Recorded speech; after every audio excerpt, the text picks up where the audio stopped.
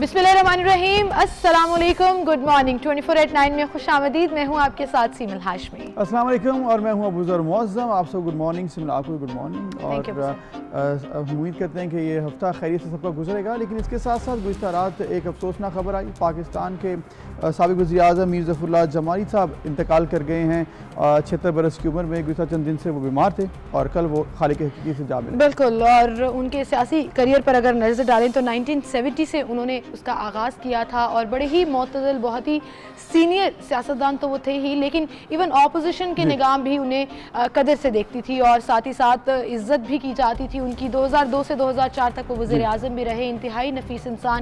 इन्ना लिल्लाहि व इन्ना इलैहि राजिऊन। एक बड़ा लॉस और अफसुर्दा हैं, हर कोई अपने दुख का इजहार भी कर रही हैं और साथ ही साथ मीर ज़फ़रुल्लाह जमाली जो हैं बेहतरीन स्पोर्ट्समैन भी कंसिडर की जाते थे। स्पोर्ट्स का आपने जिक्र किया तो हॉकी का उनके साथ इसलिए ज़्यादा नाम लिया जाता है क्योंकि वो हॉकी प्लेयर बड़े ज़बरदस्त थे और पाकिस्तान हॉकी फेडरेशन के वो सदर भी रहे हैं 2006 से 2008 तक और एचसन से और गवर्नमेंट कॉलेज लाहौर से उन्होंने तालीम भी हासिल की। और मुझे याद है कि एचसन में जब मैं पढ़ता था तो जब वज़ीर आज़म ये बने तो 2002 में तो बोर्ड पर हॉकी के कैप्टन के तौर पे जो हमारे पास हिस्ट्री में नाम होते हैं उसमें इनका नाम शामिल था। तो एक बेहतरीन प्लेयर भी थे हॉकी के। इसके साथ बाकी स्पोर्ट्स में वो बड़े ज़बरदस्त, वॉलीबॉल भी बड़ी ज़बरदस्त खेलते थे। और जब पॉलिटिक्स में आए तो बड़ी शानदार पॉलिटिक्स की उन्होंने और किसी किस्म का एतराज़ इस तरह से उनकी सियासत पर नहीं आया। कोई इल्ज़ामात उन पर नहीं लगे, किसी किस्म के करप्शन के इल्ज़ामात नहीं लगे। बड़ी साफ़ सुथरी सियासत उन्होंने की है। बिल्कुल, अल्लाह ताला उनकी मग़फ़िरत करे और घर वालों को सब्र अता करे। अब दुआएं ही हैं जो उनके लिए की जा सकती हैं। और इसके साथ साथ कल और भी बहुत कुछ हुआ जहाँ पर मुख्तलिफ प्रेस कॉन्फ्रेंसेस हुई, जहाँ पर कोरोना के हवाले से मुख्तलिफ डिसीजंस लिए गए, वहीं पर सियासी दर्जा हरारत भी बढ़ता नजर आया। बिल्कुल, अब ये तमाम सूरत हाल, इस पर भी हम बात करेंगे। अभी नज़र डालते हैं रन डाउन पर।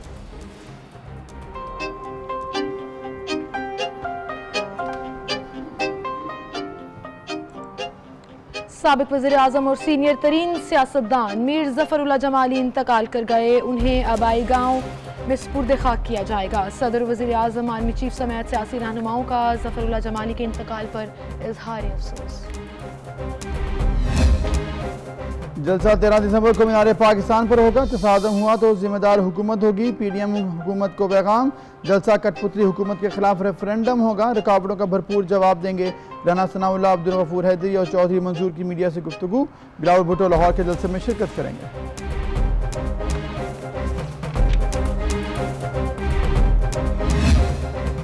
पाकिस्तान में कोरोना मजीद 39 जाने ले गया। हलाकतों की तादाद 8205 हो गई।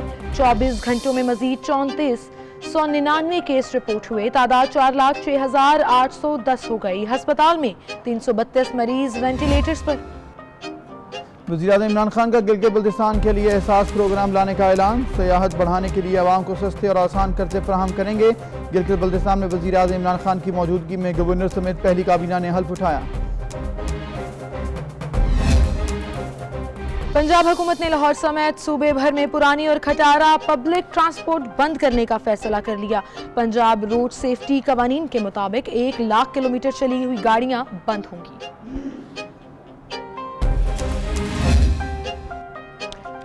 साबिक़ कप्तान वसीम अकरम कराची के साहिल की सफाई देखकर खुश। वीडियो पैगाम में अहलियाने कराची और इंतजामिया को मुबारकबाद। कहते हैं सबने बड़ी मेहनत की, अब साहिल को साफ रखना है।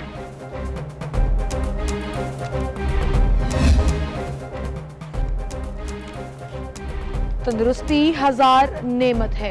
आज दुनिया भर में माजूरों का आलमी दिन मनाया जा रहा है।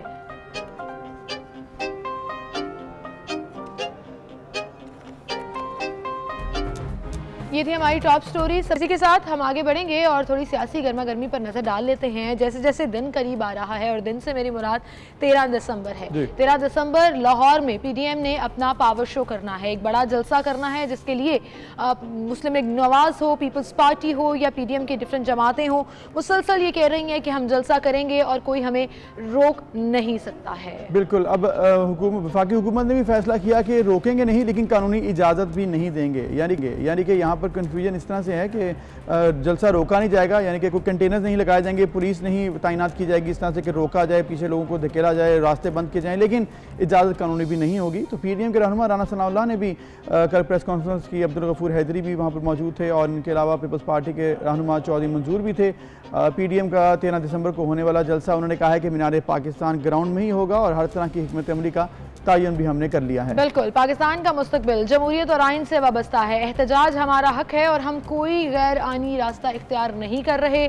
मुल्तान जलसे में हुकूमत ने PDM के कारकुनों पर तशद्दुद किया, पकड़ धकड़ की सियासत की, लेकिन उसके बावजूद एक बड़ा जलसा और बड़ा पावर शो हम कर सके। उन्होंने कहा कि अब उम्मीद है कि हुकूमत होश के नाखून लेगी और जलसे में रुकावटें खड़ी नहीं करेगी। सवाल अब यहाँ पर यह भी पैदा होता है कि क्या वाकई में हुकूमत PDM की होने वाली सियासत की आड़ में रुकावटें खड़ी कर रही है या कोविड-19 के जो सूरत हाल है उसके लिए, उसकी वजह से मजबूर है हुकूमत गैदरिंग्स को कंट्रोल करने के हवाले से, क्योंकि कोरोना के SOPs को फॉलो नहीं किया जाता इतने बड़े मजमे में, हमने मिसालें देखी हैं। सो हुकूमत अपना ये बयानिया रखे। एग्जैक्टली, ये पॉसिबल भी नहीं है। कहीं पर भी आप शादी पे चले जाएं तो वहाँ पर लोग नहीं फॉलो करते, तो यहाँ पर तो इतने बड़े जलसे मजमे में कैसे कोई SOPs को फॉलो करेगा। ना ही सोशल डिस्टेंसिंग पॉसिबल है, ना ही हर शख्स को मास्क पहनाना पॉसिबल है। लेकिन ये कहा तो गया था पीपल्स पार्टी नून लीग की जानिब से कि हमने मास्क बनवाए हैं, 2 लाख मास्क हैं हमारे पास, तो हम डिस्ट्रीब्यूट करेंगे, लेकिन मुल्तान के जलसे में भी हमने कहीं पर देखा नहीं खास के लोगों ने मास्क पहने हों। इसी वजह से ये डिसीजन लिया गया है कि कन्फ्रंटेशन की सूरत हाल ना हो, कंटेनर्स लगाकर रास्ते ना रोके जाएं, लेकिन इसके साथ साथ इजाज़त इस तरह से गैर मशरूत और मशरूत इजाज़त क्या कहेंगे इसको, क्योंकि आपने इजाज़त नहीं है लेकिन रोक टोक नहीं होगी और पकड़ धकड़ नहीं होगी। इस पर हम बात करेंगे। पाकिस्तान तहरीक इंसाफ से हमारे साथ मौजूद है शौकत बसरा साहब, उन्हें हम खुशामदीद कहेंगे। अस्सलाम वालेकुम शौकत साहब। बहुत शुक्रिया शौकत बसरा साहब वक्त देने के लिए। बसरा साहब, एक तरफ हुकूमत ने ये डिसाइड कर लिया कि अब पकड़ धकड़ नहीं होगी, रोकेंगे नहीं, रुकावटें नहीं लगाएंगे, लेकिन दूसरी तरफ इजाज़त भी नहीं है जलसा करने की। PDM मुतहरिक है और जिसे कहते हैं डिटर्मिन है कि हमने जलसा करना है। देखिए सर, इशू ये है कि ये जो कोविड की जो दूसरी लहर आई है उसकी वजह से सूरत हाल बहुत ही इस वक्त मैं समझता हूँ सेंसिटिव हो चुकी है। हम उनको बार बार रियलाइज ये करवा रहे हैं कि आपने पहले जैसे किए, हमने कोई रोक टोक नहीं की, आपको इजाजत दी। अभी मुल्तान वाले में भी यही सिचुएशन थी कि लोगों के जानो माल का तहफ़्फ़ुज़ है, ये हुकूमतों की जिम्मेदारी। अल्लाह ना करे कि पेंडेमिक अगर फैल जाता है तो बताइए फिर यही मीडिया होगा, यही सियासतदान होंगे जो कहेंगे जी हुकूमत ने जिम्मेदारी का मुजाहरा नहीं किया। अदरवाइज देखिए, इनको हमने रिक्वेस्ट ये की है कि आप 1 महीने 2 महीने के लिए, जब तक ये पेंडेमिक की वेव जो सेकंड आई है, और जो मैं कह रहा हूँ कि पहले से ज्यादा खतरनाक है, इसलिए ज्यादा खतरनाक है कि मेरा छोटा सा शहर है, मेरा हल्का बहावलनगर हारूनाबाद साउथ पंजाब में है। पहली वेव में 3 या 4 लोग बंदे पॉजिटिव हुए थे, अब कम से कम 10 डेथ हो चुकी है मेरे शहर हारूनाबाद में। मैं आपको जिम्मेदारी के साथ ये बात कह रहा हूँ। सिर्फ ये रीजन है और इसके अलावा कोई वजूहत नहीं है। ये अपना शौक पूरा करे। लेकिन बसरा साहब, एक जानिब हुकूमत ने कह दिया कि हम रोकेंगे नहीं क्योंकि कंटेनर्स लगाकर कन्फ्रंटेशन की सूरत हाल तशद्दुद नहीं होगा, ना इस तरह से कोई फोर्स इस्तेमाल की जाएगी। फिर दूसरी तरफ आप खुद कह रहे हैं कि कोरोना का बहुत बड़ा इशू है, अदालतें भी कह रही हैं कि SOPs की खिलाफ वर्जियाँ हो रही हैं, तो कोई और तरीकाकार है हुकूमत के पास जिससे आइनी तरीके से या कानूनी तरीके से रोका जाए? इस तरह से रोकने वाला तो नहीं है ये मामला। देखिए, आपने ये कहा LCOC एक इदारा बना जब ये कोविड वाली लहर आई, उसमें तमाम स्टेक होल्डर्स मौजूद हैं। उन्होंने कहा कि फौरी तौर पर दोबारा से SOPs पर सख्ती से अमल करवाया जाए। उसके बाद हाई कोर्ट का हुक्म आ गया। अब देखिए, हुकूमत के पास क्या ऑप्शन है। हमने मुल्तान में करके देख लिया, लोगों को कहा गया देखें कितना जुल्म हो रहा है, कितनी ज्यादती हो रही है, हमारे लोगों को पकड़ा जा रहा है। भाई पहले 5 जलसों में क्यों नहीं पकड़ा? नहीं, लेकिन शौकत साहब फिर अफसोस होता है ना कि पहले पकड़ धक्कर मुकदमा दर्ज किए जा रहे हैं। जो पुलिस वाले पकड़ने गए थे वो खुद मास्क को फॉलो नहीं कर रहे थे, SOPs को फॉलो नहीं कर रहे थे, फिर उसके बाद एकदम इजाजत भी दे दी गई, एक मजमा इकट्ठा भी हो गया। अगर ये ऑर्गेनाइज तरीके से ही होने देते तो अब ऑपोजिशन को तो मौका मिल गया ना ये कहने का कि शायद बेहतर कर लेते, हम मास्क भी मेक श्योर करा लेते और सैनिटाइजर्स भी इस्तेमाल करा लेते। ऐसा तो लगा कि सियासी हर बात आई है। ये 11 पार्टी इकट्ठियां हुई हैं लाहौर में, जाहिर है तो 3-4 सीटों के तमाम सीटें नून लीग की हैं।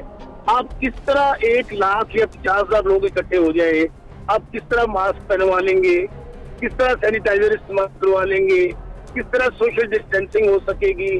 फिर मैं फिर कह रहा हूँ आपके चैनल पे तो आपने मुझे लिया होगा, आपने लिया होगा और मुझे आप कह रहे होंगे सब लोग कितनी गैर जिम्मेदार हुकूमत है, पेंडेमिक फैल गया है, अस्पतालों में जगह नहीं है। बसरा साहब यही मामला है, हम अभी भी कह रहे हैं कि सियासत नजर आ रही है, कोई पॉलिसी इस तरह से वाजे नहीं है कि कैसे रोकना है SOPs की खिलाफ वर्जी जहाँ पे हो रही है उसको कैसे रोका जाए, ये क्लियर नहीं है हुकूमत। बिल्कुल हम क्लियर है, हम इनको इजाजत क्यों नहीं दे रहे, इसलिए इजाजत नहीं दे रहे कि ताकि दुनिया देखे, कौम देखे, आप देखें भाई हम इससे बढ़कर क्या कर सकते हैं कि हमने वहाँ पे सख्ती करके इनको रोकने की कोशिश की, ये नहीं रुके और फिर आपने इजाजत दे दी। बसरा साहब एक चीज कहिएगा जी, अभी आपने कहा कि हम तो अभी भी इजाजत नहीं दे रहे, क्या आपको लगता है कि PDM का प्लेटफॉर्म आपकी इजाजत मांग रहा है या गवर्नमेंट की इजाजत मांग रहा है? क्योंकि इजाजत मुल्तान में भी नहीं थी, इजाजत पेशावर में भी नहीं थी, मानसहरा में नहीं थी, गुजरावाला में भी नहीं थी, अब जलसे तो हो रहे हैं। आपने कहा हम क्या कर सकते हैं, तो गवर्नमेंट की रिट कमजोर होती हुई नजर आ रही है। फिर तो क्या रुक जाए, गुजरावाला में इजाजत थी, कराची में इजाजत थी, कोयटा में इजाजत थी, सर पेशावर मानसहरा इजाजत नहीं थी, मुल्तान इजाजत नहीं थी, मुल्तान इजाजत नहीं थी, बिल्कुल पेशावर में भी नहीं थी सर। हाँ जी, पेशावर में भी नहीं थी, पेशावर में थी, लेकिन पेशावर में रोक रहे थे, अल्टीमेटली फिर इजाजत दे दी गई थी, लेकिन क्योंकि उसके बाद वेव ज्यादा तेज होने लग गई इसकी कोविड की, हाई कोर्ट ने भी रोक दिया, NCOC ने भी रोक दिया। आप उनके डबल स्टैंडर्ड्स देखे ना, कि खुद वहाँ पर अपने टाइम के लिए लीडर्स ने अपने सफर की तरह कोविड पॉजिटिव हो गए, बिलावल सब कोविड पॉजिटिव हो गए। बसरा साहब आपकी बात बिल्कुल ठीक है, पेंडेमिक है, इसको सियासी रंग नहीं देना चाहिए। बस जाते जाते अब जरा लाहौर पर आ जाइएगा, आपने कहा हुकूमत क्या ही कर सकती है, तो फिर हम ये समझें कि रिट नहीं होगी हुकूमत की या रोक टोक नहीं होगी और लाहौर का जलसा होगा इन एनी केस। देखिए मैं आपको फिर कह रहा हूँ कि हमने कानून पे अमल करवाना है, हम इनको इजाजत नहीं दे रहे। जो लोग वायलेशन करेंगे हम उन पार्टी लीडर्स के खिलाफ मुकदमे दर्ज करेंगे। जी हम उनके खिलाफ FIR। बसरा साहब कता कलामी माफ, आपने कहा कि FIR दर्ज होंगी, यही मामला गुजरांवाला में भी था कि SOPs की खिलाफ वर्जी, आपने कहा इजाजत थी, वो इस तरह की इजाजत थी कि SOPs की खिलाफ वर्जी नहीं होने देनी, अगर कोई करेगा तो एडमिनिस्ट्रेशन के खिलाफ कार्रवाई होगी। वो गुजरांवाला में पर्चे दर्ज किए गए, पेशावर में भी, लेकिन इससे कोई फायदा नजर नहीं ना आता कि अगर केसेस बढ़ गए तो कौन जिम्मेदार होगा? केसेस बढ़ते जा रहे हैं और आप कह रहे हैं कि हम लोग इजाजत देंगे, सिर्फ कर लें, लेकिन कानूनी इजाजत नहीं होगी। अच्छा आप देखें, हमने क्या किया था मुल्तान के जलसे में, दोबारा मैं रिपीट करने जा रहा हूँ जी। सिर्फ इसी बात के पेश नजर अभी जो दोनों आप कह रहे हैं मेरे लिए बहुत मोहतरम है, हम लोगों ने सख्ती की। हम लोगों अब हम जेलें तो नहीं भर सकते कि तमाम जेलों के अंदर इनको बंद कर दें और ये जाकर पूरी दुनिया में अपने मीडिया में कहें कहाँ ह्यूमन राइट्स है, हमारे साथ जुल्म हो रहा है, मुकदमे दर्ज। अब क्या करें? ठीक है, अब क्या करें? जेलें भर नहीं सकते, लेकिन आइन के मुताबिक कार्रवाई करेंगे अगर कोरोना स्पाइक किया या केसेस बढ़े। शौकत बसरा साहब बहुत शुक्रिया आपका, आप हमारे साथ मौजूद थे और बात आपकी ठीक है कि कोरोना की सेकंड वेव जो है वो शिद्दत इख्तियार करती जा रही है और हमने देखा है कि केसेस की तादाद जिस कदर तेज़ी से बढ़ रही है, फैल रही है। डॉक्टर्स ये कहते हैं कि कोरोना वायरस म्यूटेट कर दिया गया है और म्यूटेट हो गया है और वो अब ज़्यादा डेडली हो गया है, तो आई थिंक थोड़ा सा खुद भी एहतियात कर लेनी चाहिए। और एहतियात इसलिए भी करनी चाहिए क्योंकि केसेस रोज़ाना की बुनियाद पर बढ़ रहे हैं। और एक बार फिर अगर आपको बताएं कि 3,499 केसेस गुज़िश्ता रोज़ रिपोर्ट हुए हैं, मुतासरा अफराद की मजमूई तादाद भी 4,06,810 हो चुकी है और मजीद 39 अमवात भी रिपोर्ट हो चुकी हैं और मरने वालों की कुल तादाद 8,205 तक पहुँच गई है। मुल्क भर में कोरोना के 3,46,951 मरीज सेहतयाब हुए, जबकि अब 50,000 से ज़ायद यानी कि 51,654 अफराद जो हैं वो इस वक्त हस्पतालों में ज़ेरे इलाज हैं। और हम नहीं चाहते कि हम उस सिचुएशन पर जाएं जहां हस्पतालों में बेड्स कम पड़ जाएं, जगह कम पड़ जाएं। कराची में जो केसेस रिपोर्ट हो रहे हैं उसका जो कंपैरिजन किया जा रहा है, चूँकि सिंध में सबसे ज़्यादा केसेस हैं और कराची में जितने ज़्यादा केसेस आ रहे हैं वो कंपेयर किया जा रहा है कि जुलाई में इतने ज़्यादा केसेस थे। अब देखिए फर्स्ट वेव में हमने अल्हम्दुलिल्लाह कवर किया, उसको बेहतर करके पॉलिसीज़ को बाहर निकल आए, लेकिन उस वक्त मुकम्मल लॉकडाउन हुआ था। अब हम मुकम्मल लॉकडाउन नहीं कर सकते हैं, लेकिन SOPs को फॉलो कर सकते हैं, ये हमारे हाथ में है और हम सब ने इसको जिम्मेदारी के साथ अगर फिल आउट कर लिया तो फिर आप देखिए कि हम इससे भी बच सकते हैं। तो आप ये भी देखें कि अब 3 से 4 महीने अगर अच्छे गुजरे, उसका मतलब था SOPs की खिलाफ वर्जी भी कम हो रही थी, लोगों के अंदर थोड़ा सा ये एहसास भी था। लेकिन एक बार फिर नवंबर में केसेस बहुत बढ़ गए और अब कल रात को भी पंजाब हुकूमत ने फैसला कर लिया है कि होटल्स, रेस्टोरेंट्स और कैफ़ेज़ में इंडोर डाइनिंग अब ख़त्म कर दी गई है। तो ये एक तरह से मज़ीद सख्ती की तरफ और ज़्यादा एक स्टेप आगे हैं, क्योंकि रेस्टोरेंट्स को खोल दिया गया था कि आप ठीक है SOPs की खिलाफ वर्जी अगर नहीं होती तो आप रेस्टोरेंट में खाना खा सकते हैं, डाइनिंग इन कर सकते हैं, लेकिन अब वो मना कर दी गई है। इसी तरह अगर केसेस और बढ़ गए तो और भी आपको डिपार्टमेंट्स और भी इंस्टीट्यूट्स आपको बंद करने पड़ेंगे, जो है वो नज़र भी आ सकती है और वो नज़र आएगी भी। स्कूल्स बंद हो गए, 50% स्टाफ दफातर में नोटिफिकेशन जारी किया गया, रेस्टोरेंट्स अब उसके बाद I was thinking what industry रह गई है, इंडस्ट्री रह गई है, बाजार रह गए, दुकानें रह गई हैं, क्या चाहते हैं हम लोग? SOPs को फॉलो करें या ये सब कुछ भी बंद करा दें? इस पर हम बात करेंगे। पंजाब से हमारे साथ डॉक्टर फिरदौस आशिक ऐवान साहिबा मौजूद हैं, मुआवने खसूसी इतलात हैं वज़ीर आला पंजाब सरदार उस्मान बुज़दार की। उन्हें हमने मदऊ किया प्रोग्राम में, उनसे बात करते हैं। अस्सलाम वालेकुम डॉक्टर साहिबा, बहुत शुक्रिया वक्त देने के लिए। कोरोना वायरस के केसेस मुसलसल बढ़ रहे हैं, पंजाब हुकूमत स्मार्ट लॉकडाउन लगा रही है, लेकिन अनफॉर्चुनेटली लोग अमल नहीं कर रहे हैं SOPs पर, क्या कहेंगी आप? बिस्मिल्लाहिर्रहमानिर्रहीम। जैसा कि आप जानते हैं कि कोरोना की ये हालिया जो लहर, उससे ना सिर्फ केसेस की तादाद में इजाफ़ा हो रहा है बल्कि अनफॉर्चुनेटली हलाकतों की तादाद भी बढ़ रही है। और इस सूरत हाल को कंट्रोल करने के लिए स्मार्ट लॉकडाउन ही एक ऐसी स्ट्रेटजी थी जो मईशत का पहिया भी चलाए और गरीब के घर का चूल्हा भी चलाए और कोरोना का भी रोकथाम करे। लेकिन बदकिस्मती से जो अवामी सतह पे अवाम में इस बीमारी के और वबा के हवाले से जो खौफ होना चाहिए, जो एहसास होना चाहिए, जो एहसास ज़िम्मेदारी होना चाहिए, उसका फुकदान नज़र आ रहा है। हुकूमतें अकेली कभी भी इस किस्म के चैलेंजेस से नबरदज़मा नहीं होती जब तक अवाम उनके पीछे खड़े होके उन फैसलों पे अमल दरामद के लिए सहूलतकारी ना। जहाँ जहाँ वायलेशन देखने को मिल रही हैं वहाँ उसके लिए लाए अमल बन गया है और जहाँ माइक्रो स्मार्ट लॉकडाउन लगेगा वहाँ ना सिर्फ वायलेशन वालों को जुर्माने होंगे बल्कि कानूनी कार्रवाई के तहत उनके लिए ये कुछ सज़ाओं का भी तयन होगा, क्योंकि एक की गैर जिम्मेदारी या चंद मुट्ठी भर अफराद की लाइल्मी और एहसास ना होने की जो कीमत है वो पूरा मुल्क और पूरा माशरा अदा नहीं कर सकता।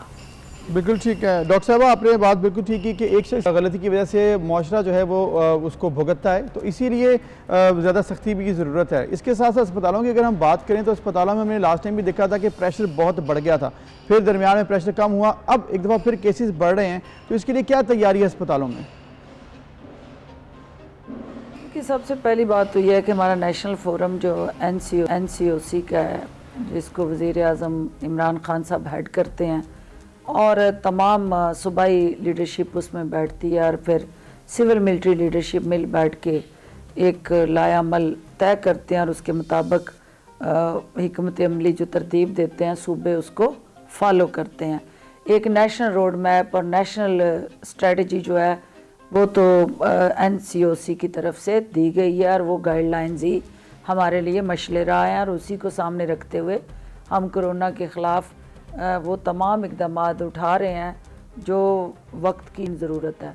उनमें जो चीदा हैं, सबसे पहले तो हमारी कोशिश ये है कि अवाम में अवेयरनेस ज़्यादा से ज़्यादा हो और जो एग्जेक्टिव ऑर्डर के ज़रिए इज्तिमात और पब्लिक मोबिलाइजेशन और उसके साथ जुड़ा जितना भी सोशल कॉन्टेक्ट है उसको कर्टेल किया जाए और लोगों को एक दूसरे से फासले पर रखने के लिए हिफाजती तदाबीर पे अमल दरामद को यकीनी बनाया जाए।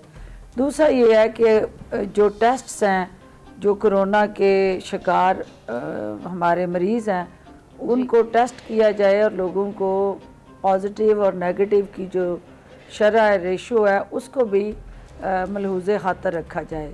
और तीसरा जो हमारा चूँकि हॉस्पिटल्स की कैपेसिटी बढ़ाने का एक हुकूमत का दिन रात एक ऐसा अमल है जिसको हर वक्त जो है उस पर निगाह रखी हुई है कि किस हॉस्पिटल में कितने बेड्स ऑक्यूपाई हो गए हैं, ठीक है, और ऑक्यूपेंसी रेशो के मुताबिक अगला लाए अमल तरतीब दिया जाता है। हॉस्पिटल्स के अंदर जो नॉर्मल वार्ड्स हैं जी, उनके अंदर हिफ्ज़ मातकद्दम के तौर पे कोरोना की बढ़ती हुई सूरत हाल के पेश नज़र उनको भी कोरोना वार्ड्स में कन्वर्ट किया जा रहा है। जो वेंटिलेटर्स की सूरत हाल है, वो जो एक्यूट एमरजेंसी है उसको मैनेज करने के लिए अल्हम्दुलिल्लाह अभी तक तो हम अपनी 70% जो ऑक्यूपेंसी है उसको यूटिलाइज कर रहे हैं, और 30% हमने पेंडिंग में रखी है।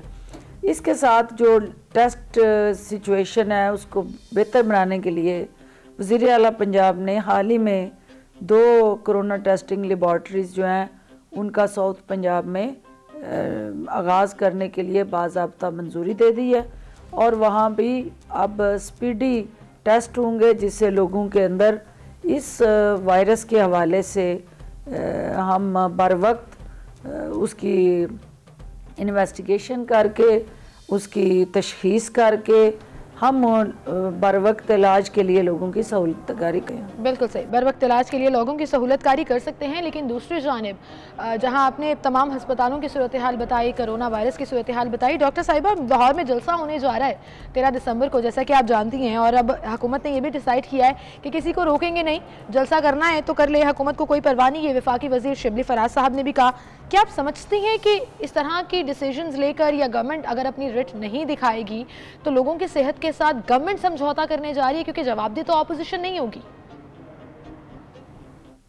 देखें, जो अदालती फैसला है, हुकूमत ने अदालतों का एहतराम करना है, रूल ऑफ लॉ को इंश्योर करना है, पब्लिक फैसिलिटेशन करनी है और पब्लिक सिक्योरिटी करनी है, और लाइफ सिक्योरिटी जो है वो सबसे बड़ा हमारा एक अव्वलीन तरजीह है कि लोगों की जान का तहफ़्फ़ुज़ हो।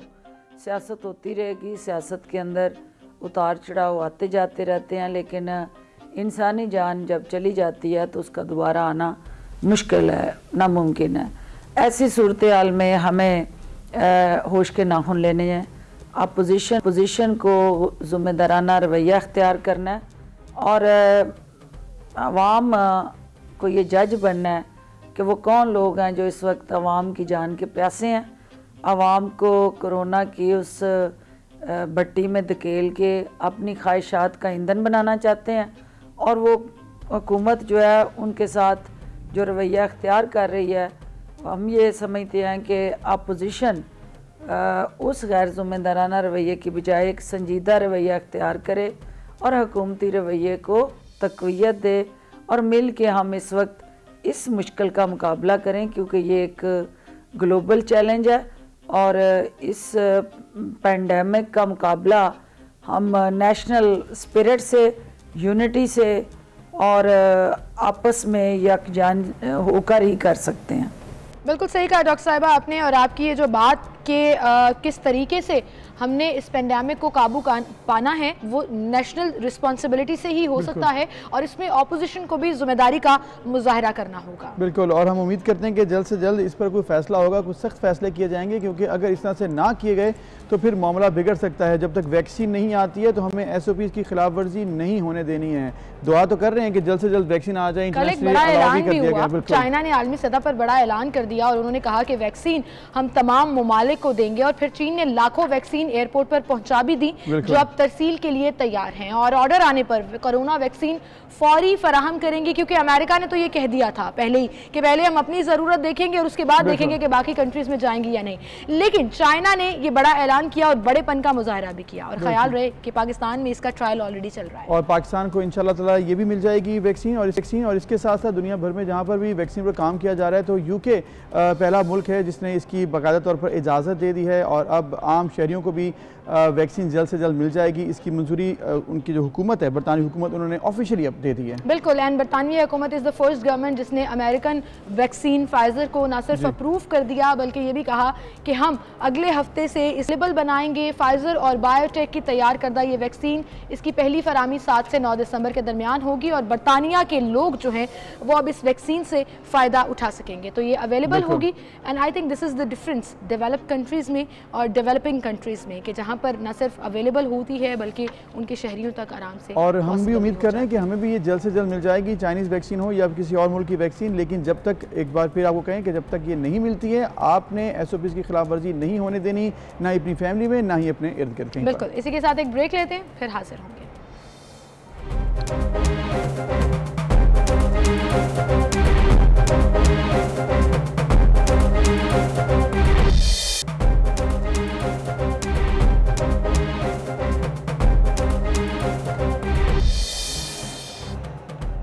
वेलकम बैक नाज़रीन। एक इंतहाई अफसोसनाक सिचुएशन जो कि कल देखी हमने, और वो ये है कि फेडरल इन्वेस्टिगेशन एजेंसी के साइबर क्राइम विंग ने नारोवाल से बच्चों की नाजेबा वीडियो बनाकर फ़रोख्त करने वाले आर्मी ग्रुप के कारिंदे को गिरफ्तार कर लिया है। एंड आई थिंक यही वो मुहर्रिकात हैं, यही वो चीज़ें हैं जो हमें रोकनी ही नहीं बल्कि इनके खिलाफ आवाज़ बुलंद करनी है और इनको हाईलाइट करना है। उसकी रीज़न ये है कि एक तरफ हम ये बात करते हैं कि बच्चों से ज़्यादती के वाक़यात बढ़ते जा रहे हैं, हरासमेंट केसेस और चाइल्ड पोर्नोग्राफी बढ़ती जा रही है, फिर जब तक उन मुजरिमों को पकड़ा नहीं जाएगा, उसको हाईलाइट नहीं किया जाएगा और मीडिया पूरे पाकिस्तान के सामने उसको दिखाएगा नहीं, तो आई थिंक ये चीज़ें हाईलाइट नहीं हो सकेंगी। बिल्कुल, इसमें कोई शक नहीं है। और इसको जब तक सज़ा नहीं मिलती तब तक हमें सुकून से नहीं बैठना, क्योंकि ऐसे जो लोग हैं हमारे माशरे में वही हमारे नासूर बनते जा रहे हैं हमारे माशरे के लिए। ब्राज़ील की हुकूमत और ब्राज़ील की जो एजेंसीज़ हैं उन्होंने हमारी मदद की है इसमें। नारोवाल में की जाने वाली कार्रवाइयों के नतीजे में चाइल्ड पोर्नोग्राफी में मुलविस ये मुलजिम अब बिलाखिर गिरफ्तार कर लिया गया है। FI हुकाम के मुताबिक ब्राज़ील की जो हुकूमत है उसने मुलजिम से मुतालिक मालूमात पाकिस्तान के साथ शेयर की और इंटरपोल से मिलने वाली मालूमात की रोशनी में फिर मुलजिम को गिरफ्तार किया गया। और ये मुलजिम इंटरनेशनल एक ग्रुप है जिसका हिस्सा था, जो कि इंटरनेशनली दुनिया भर में बच्चों की नाजेबा वीडियोस बनाकर ना सिर्फ एक डार्क वेबसाइट के ऊपर डालते थे बल्कि उससे पैसे कमाते थे। पता नहीं how does he sleep at night, मुझे तो ये समझ नहीं आता ऐसे लोगों के ज़मीर कहाँ मर जाते हैं। ये इंसान कहलाने के काबिल भी हैं क्या? इनके घर में कोई खानदान में कोई बच्चा नहीं है, कोई मतलब मुझे मेरे पास अल्फाज नहीं है कि मैं इसको लोग हैं, कंडेम कर दरिंदे हैं, ये इंसानों के रूप में भेड़िए हैं। और इसके अलावा एक शख्स जिसने साहिबाल में भी ऐसा घिनौना कदम उठाया था उसको भी गिरफ्तार किया गया, उसको सज़ा भी मिल चुकी है और वो इंशाल्लाह सज़ा जब तक उसकी पूरी नहीं होती वो जेलों के पीछे ही सड़ेगा। लेकिन ये मामला हो क्यों रहा है, हमें इस पर भी देखना है कि क्या हमारी इंटेलिजेंस इतनी कमज़ोर है कि इतने ज़्यादा बच्चे इसका शिकार हो गए और फिर भी हम लोग पकड़ नहीं सके। एग्जैक्टली, कैन यू इमेजिन कि इस शख्स के जब गैजेट्स पकड़े गए, तमाम इलेक्ट्रॉनिक्स पकड़े गए, 600 से ज़ायद बच्चों की नाजेबा वीडियोस इसके लैपटॉप और दीगर डिवाइसेस में थी। आप इमेजिन करें 600 बच्चों की जिंदगियां, 600 बच्चों के खानदान क्या लेना चाहते हैं वो इस दुनिया में, क्या करने आए हैं, क्या भूल चुके हैं। फिर FIA का ये इकदाम बहुत ही एहसन है और हम इसको अप्रिशिएट करते हैं कि बर वक्त कार्रवाई की गई, इस दरिंदे को गिरफ्तार किया गया, वो तमाम सामान कब्जे में लेकर फोरेंसिक लेबॉर्ट्री भी भेज दिया। और फिर इसमें हम ब्राज़ील की हुकूमत को भी अप्रिशिएट करते हैं और उनकी भी एजेंसीज को अप्रिशिएट करते हैं जिन्होंने हमारी इसमें मदद की है। और इसी तरह से इंटरनेशनली जब ऐसे घिनौने कदम जहाँ पर उठाए जाते हैं उनकी अगर आप उसको कला कमा करना है तो उसके लिए सबको मिलकर काम करना पड़ेगा, चाहे वो अमेरिकन हुकूमत है, ब्राज़ील की, पाकिस्तान की या कोई भी मुल्क है, एक दूसरे की मदद करे इसमें, ताकि तभी मामला फिर हल हो सकता है। अदरवाइज इस तरह के जो लोग हैं वो तो हमारे बच्चों की जिंदगियां खराब करते हैं, इसका देर पर असर कितनी देर रहेगा ये भी आप देखें। बिल्कुल, और इसके साथ साथ एक और चीज़ कि स्पीडी ट्रायल होना चाहिए। 4 दिन के रिमांड पर तो उसको भेज दिया गया है, लेकिन स्पीडी ट्रायल होगा, सज़ा मिलेगी, तभी ऐसे गिरोह जो यहाँ पर काम कर रहे हैं वो अपनी इन नाजेबा हरकत को, इस तरह की एक्टिविटीज़ को ख़त्म करने पर मजबूर होंगे। बिल्कुल, इसके साथ साथ हम आगे बढ़ेंगे और कुछ बात करेंगे सियासत की। सियासत में ये जी मामला कि गिलगित बल्तिस्तान के इलेक्शंस भी हो गए, फिर उसके बाद वहाँ पर जो काबीना है वो भी अब इस्टेब्लिश हो चुकी है। कल उनकी हल्फबर्दारी की तकरीब थी, वज़ीर-ए-आज़म इमरान खान वहाँ पर पहुँचे और गवर्नर गिलगित बल्तिस्तान की मौजूदगी में कल हल्फबर्दारी की तकरीब मुकम्मल हो गई। लेकिन उसके बाद जब वज़ीर-ए-आज़म इमरान खान ने वहाँ पर खिताब किया तो ऑब्वियसली वो गिलगित बल्तिस्तान से आगे बढ़ता हुआ सियासत में भी आया। फिर उन्होंने नवाज शरीफ का, आसिफ ज़रदारी का और फिर इसहाक डार साहब का भी जिक्र किया और तमाम मामला पर उन्होंने कल गुफ्तगू की। एहसास प्रोग्राम ला रहे हैं, वो सेहत बढ़ाने पर बात की, उन्होंने आसान कर्जे फराहम करेंगे, कहा कि आपको दिखाते हैं। पूरी APDM कैंपेन कर रही है, कोरोना में लोग मर रहे हैं, बीमारियां बढ़ती जा रही हैं। कम 2.5 महीने के बाद सबसे ज्यादा लोग हमारे कोरोना से गए थे, 70 से ऊपर, लेकिन वो जलसे कर रहे हैं। ये जो हराम का पैसा है, ये एक अल्लाह की लानत है। मैं दोनों आसिफ जरदारी और नवाज शरीफ को 40 साल से जानता हूँ। मैंने इनके ऊपर अल्लाह का अज़ाब आता देखा है।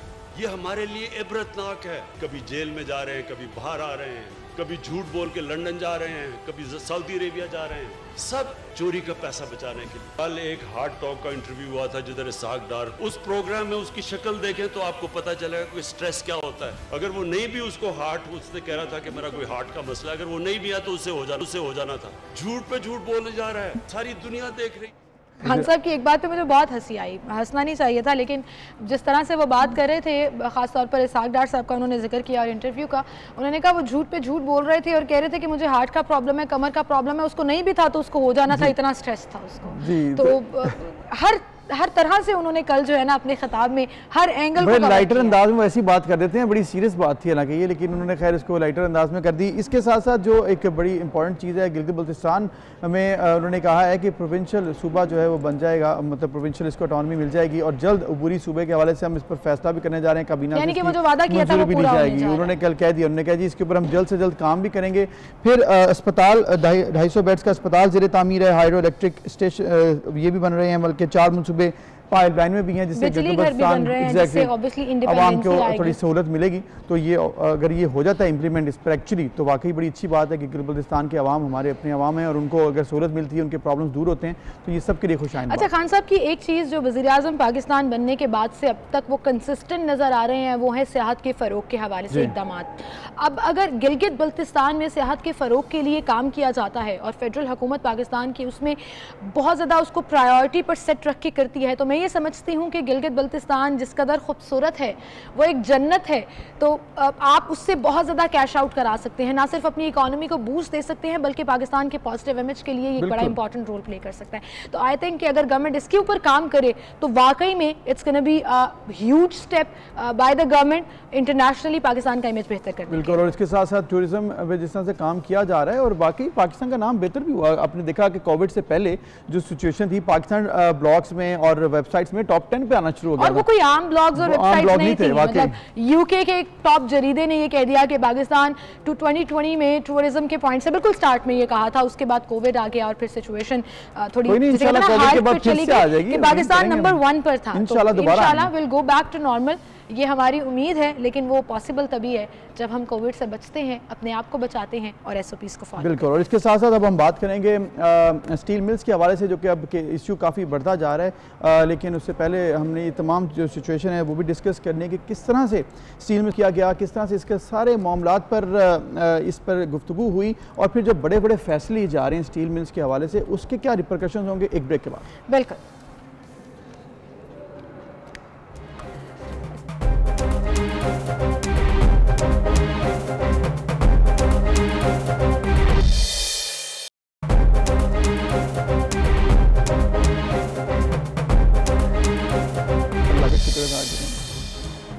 वेलकम बैक, एक बार फिर से आपको खुशामदीद कहेंगे। नाज़रीन, पाकिस्तान समेत दुनिया भर में आज माजूरों का आलमी दिन मनाया जा रहा है और इस दिन को मनाने का मकसद खसूसी अफराद को दरपेश मसाइल उजागर करना और मुआशरे को ये रियलाइज़ कराना कि हमें किस तरह से उनका जोर बाजू बनने की ज़रूरत रहती है। माजूर अफराद के आलमी दिन को मनाने का आगाज़ 1992 में अक़वाम मुत्तहिदा में माजूर अफराद की दादरसी के लिए करारदाद पास करके किया गया, जिसका मकसद खसूसी अफराद की तकालीफ और उनके मुआशी समाजी हुकूक से आवाम को आगाह करना था। माजूर अफराद भी दुनिया का हर काम आम अफराद की तरह अंजाम दे सकते हैं और वो किसी काम में माजूरी को आड़ नहीं बनने देते, और ये चीज़ उनको कॉन्फिडेंस देंगे तभी मुमकिन हो सकेगा। बिल्कुल, और वो कॉन्फिडेंस स्टार्ट होता है सबसे पहले आपकी फैमिली से।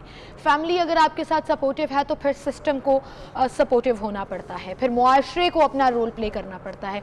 दुनिया में अगर हम बात करें तो इस वक्त 60 करोड़ अफराद माजूर हैं और इनमें से 80% का ताल्लुक तरक्की पजीर ममालिक यानी कि पाकिस्तान जैसे ममालिक से है। अक़वाम मुत्तहिदा समेत दुनिया के कई इदारे माजूर अफराद की बेहतरी के लिए काम कर रहे हैं और पाकिस्तान ने भी अपना इसमें रोल प्ले करना है। पाकिस्तान में 50 लाख से ज़ायद अफराद माजूरी की ज़िंदगी गुजार रहे हैं। और दहशतगर्दी के वाक़यात की वजह से भी माजूर अफराद की तादाद में तेज़ी से इजाफा देखा गया। माशरे की सितम ज़रीफ़ी और हुकूमती बेहिसी भी नज़र आई और इसकी वजह से माजूर अफराद काफ़ी मुश्किल से ज़िंदगी गुजारते हैं और अगर माजूर अफराद के साथ ताउन किया जाए तो ये आम लोगों की तरह ज़िंदगी गुजार सकते हैं। बिल्कुल, और आज दुनिया भर में बल्कि पाकिस्तान में भी मुख्तलिफ सेमिनार्स, मुख्तलिफ NGOs की तरफ से, मुख्तलिफ हुकूमती प्लेटफॉर्म्स की तरफ से ज़रूर ये मैसेज कन्वे किया जाएगा कि डिसेबिलिटी को आपने कभी भी अपनी कमज़ोरी नहीं बनने देना उन माजूर अफराद के लिए और इसके साथ साथ उस तमाम मुआशरे के लोगों के लिए, उन तमाम जो सपोर्टिव हैंड हो सकते हैं इन माजूर अफराद का, जो फिज़िकली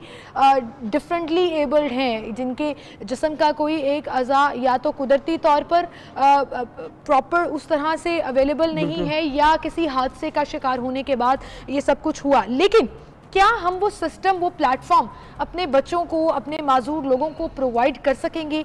क्या गवर्नमेंट इसके ऊपर काम कर रही है या नहीं, ये एक बहुत बड़ा सवाल। बिल्कुल, और इसके साथ साथ फिर इसमें नए नए आइडियाज़ लेकर आना भी बड़ा ज़रूरी है कि किस तरह से आप साइकोलॉजिकली इन तमाम जो स्पेशल पीपल हैं, डिसेबल, उनको कैसे आपने सपोर्ट करना है। इसी के लिए एक बड़ा जदीद तरीकाकार अपनाया गया है। वंडर गेम्स के नाम से एक एप्लीकेशन है, एक वीडियो गेम का तरीकाकार है जिसमें ऑगमेंटेड रियलिटी गेम्स हैं जो कि फिजियोथेरेपी के ज़रिए फोकस करती हैं आपका इलाज करने में। तो ये एक नया आइडिया, इसको वफाकी हुकूमत ने भी सपोर्ट किया, मिनिस्ट्री ऑफ फेडरल एजुकेशन और प्रोफेशनल ट्रेनिंग ने। तो एक बड़ा ज़बरदस्त आइडिया जिससे आप एक हिस्सा डाल रहे हैं। आप अपनी स्क्रीन पर देख भी सकते हैं कि बच्चों को जो फिजिकली इम्पेयर्ड हैं उनको एक्चुअली फिजिकली कुछ करना नहीं है, वो सेंसर्स के थ्रू इसमें पार्टिसिपेट कर सकते हैं and they can learn alphabets, they can learn जो बेसिक्स होती हैं और उसके बाद आहिस्ता आहिस्ता वो अपनी ज़िंदगी में, क्योंकि education is a must thing, it's जिसे कहते हैं ना कि इसके बगैर तो ज़िंदगी पॉसिबल नहीं है कि आप इंडिपेंडेंट हो सकें।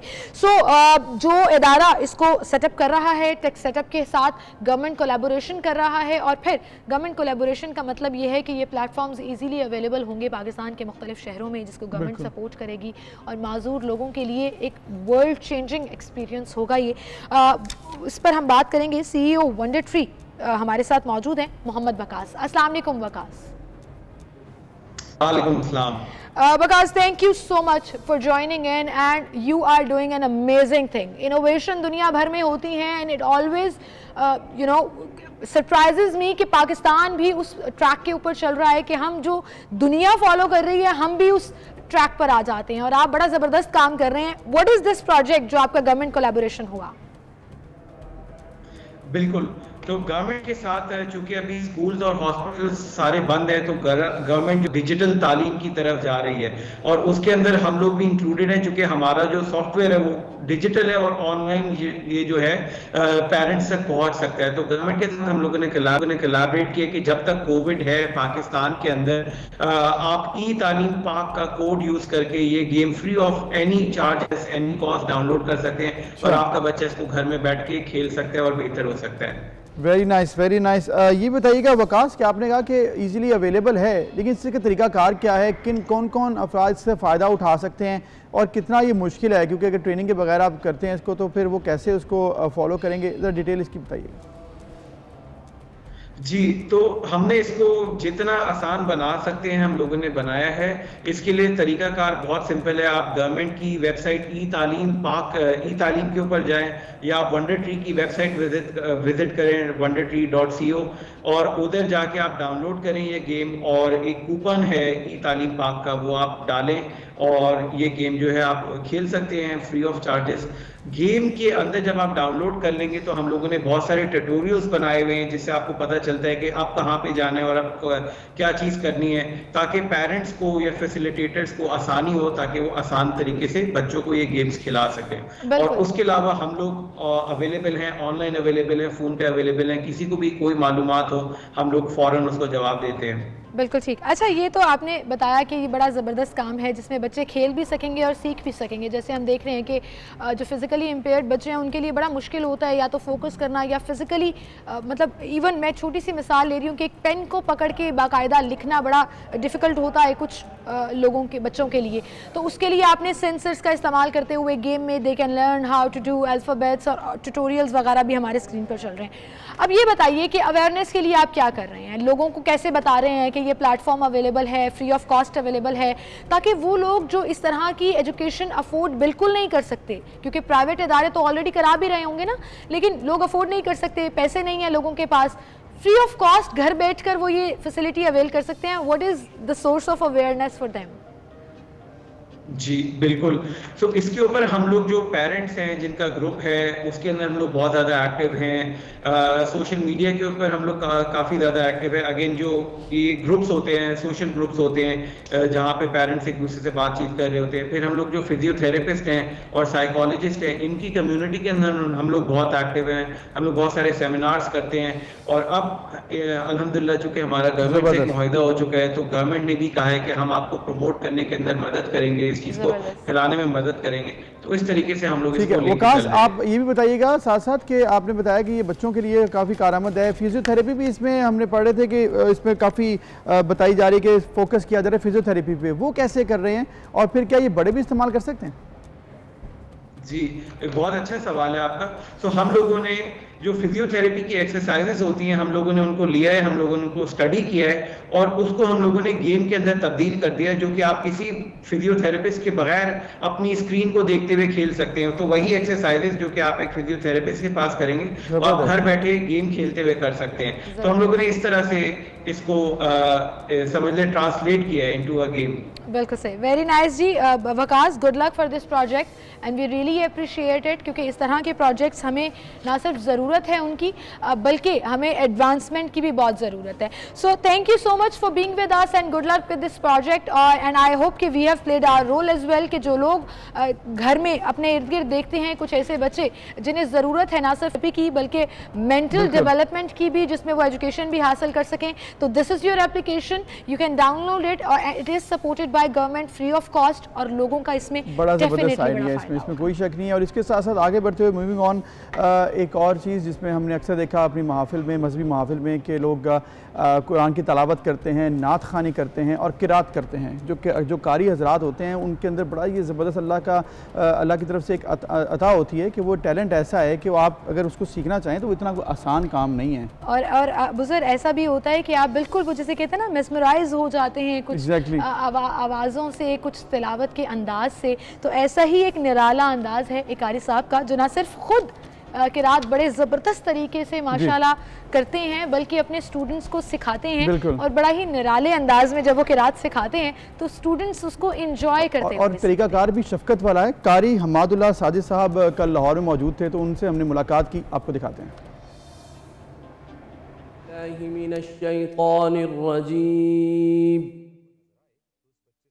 बिस्मिल्लाहिर्रहमानिर्रहीम।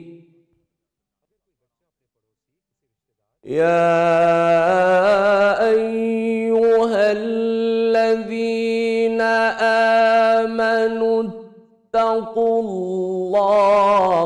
वलतंज़ुर नफ्सुम मा क़द्दमत लिग़दिन वत्तक़ुल्लाह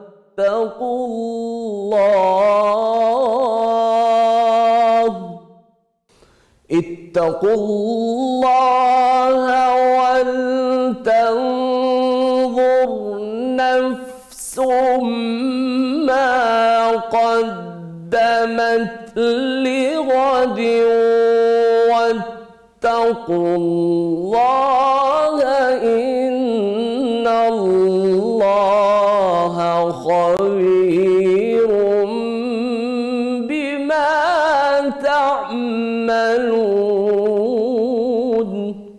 वला तकूनू कल्लज़ीना नसुल्लाहा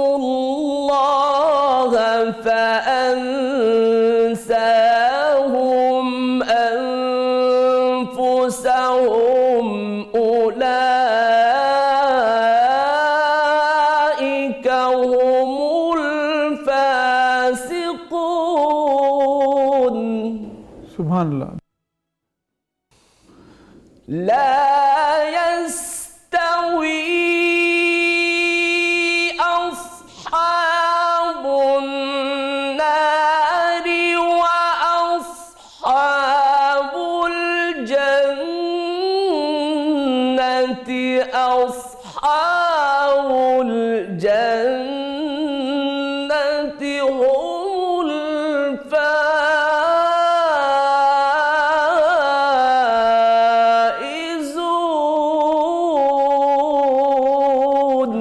सुभान अल्लाह, सुभान अल्लाह। لو أنزلنا هذا القرآن على جبل لرأيته خاشعا متصدعا من خشية الله وتلك الأمثال نضربها للناس لعلهم يتفكرون. وتلك الأمثال نضربها للناس لعلهم يتفكرون.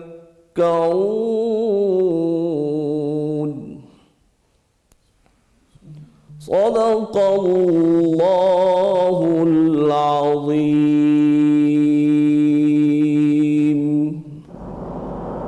जज़ाकल्लाह, ज़बरदस्त, माशाल्लाह। अल्लाह ताला आपको इसी तरह सलामत रखे और आप किरत करते रहें। अक्सर कहा जाता है कि बच्चों को जब तालीम दी जाती है तो वो सीखने का एक अमल होता है, लेकिन बड़ी उम्र में, मतलब अगर मैं चाहूँ तो क्या अब मैं यहाँ पर सीख सकता हूँ और आज से अगर आगाज़ कर सकते हैं, ऐसा हो सकता है पॉसिबल?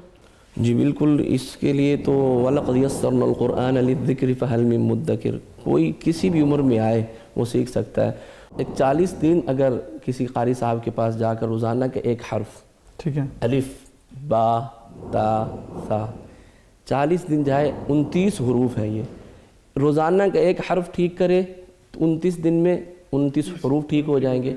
जब ये अलग-अलग हरूफ ठीक हो जाएंगे तो फिर आगे इनको मिला के पढ़ना आसान हो जाएगा। किरात का शौक़ पाकिस्तान में हमने देखा कि बहुत से लोगों को है, लेकिन इसमें वो प्रोफेशनल काबिलियत होना या फिर उसको सीखना वो थोड़ा मुश्किल हो जाता है लोगों के लिए। आप बताइएगा, चूँकि आपने जब इस पर बड़ा ज़बरदस्त काम किया है, तो कैसे शुरू किया और फिर आप किस तरह से लोगों को आप सिखा रहे हैं?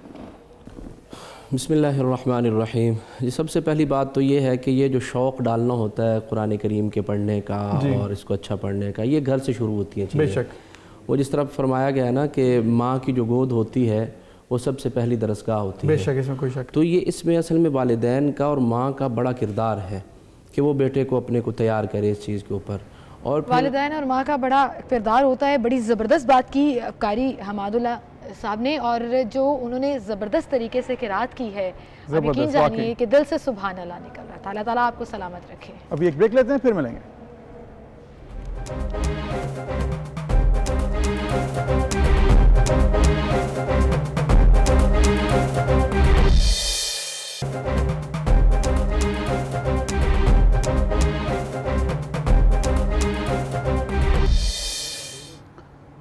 वेलकम बैक नाज़रीन।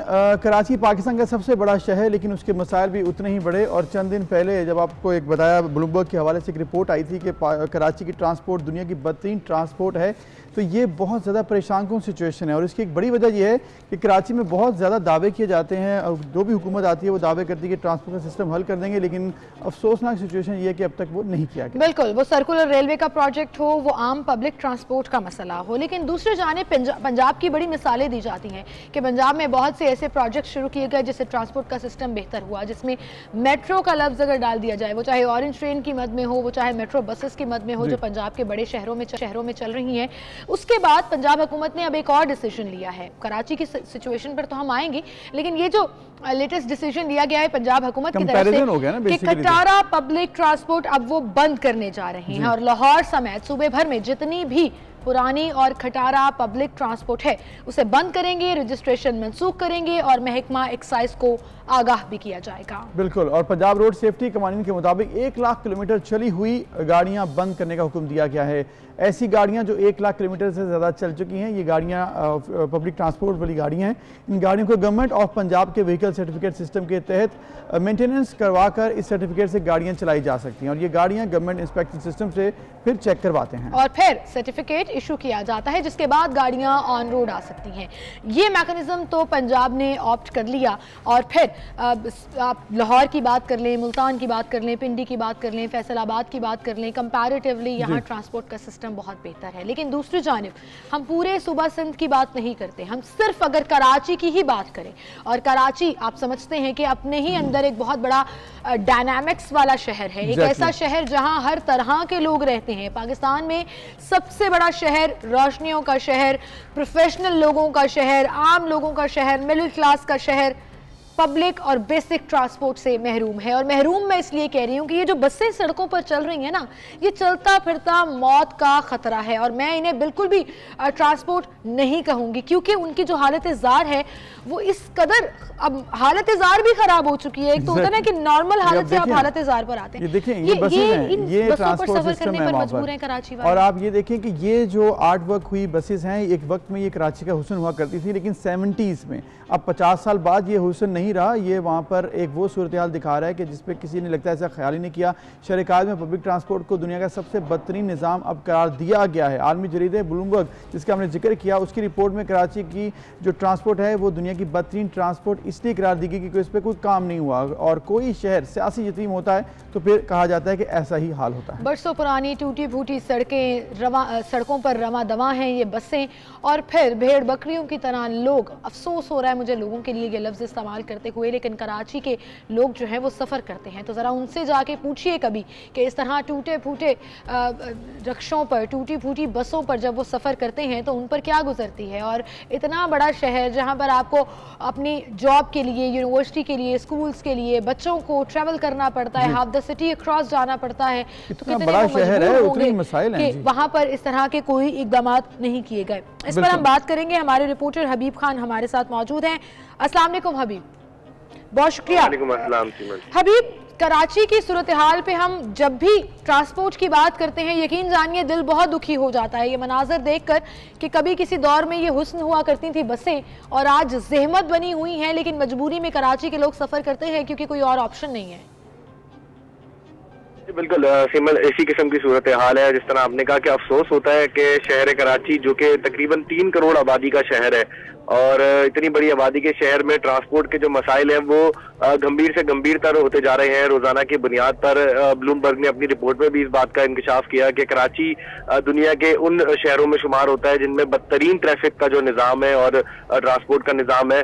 तो इतने बड़े आबादी वाले शहर में जो है कोई जो ट्रांसपोर्ट सिस्टम है जिसे खास तौर पे मेगा प्रोजेक्ट कहा जाए, वो एक मुकम्मल तौर पे कोई मंसूबा यहाँ पर मौजूद नहीं है। प्राइवेट सेक्टर के मातहत यहाँ पर अभी आपने कहा कि मंसूबा मौजूद नहीं है। मंसूबों के दावे, मंसूबे बनाए तो बड़े गए हैं। हमने देखा कि सिंध हुकूमत ने 10 साल बाद कराची में 10 बसें चलाई, वो बंद हो गई। मतलब एक तरफ अगर कुछ शुरू किया गया वो भी बंद हो गया, कोई मंसूबा नया नहीं बनाया गया। एशियन डेवलपमेंट बैंक है, उसके साथ इश्तराक किया जा रहा है, इंटरनेशनल कम्युनिटी के साथ कोऑपरेशन कर इंटरनेशनल फंडिंग हो रही है, लेकिन फिर भी ऑन ग्राउंड क्यों नहीं चीज़ें सामने आ रही?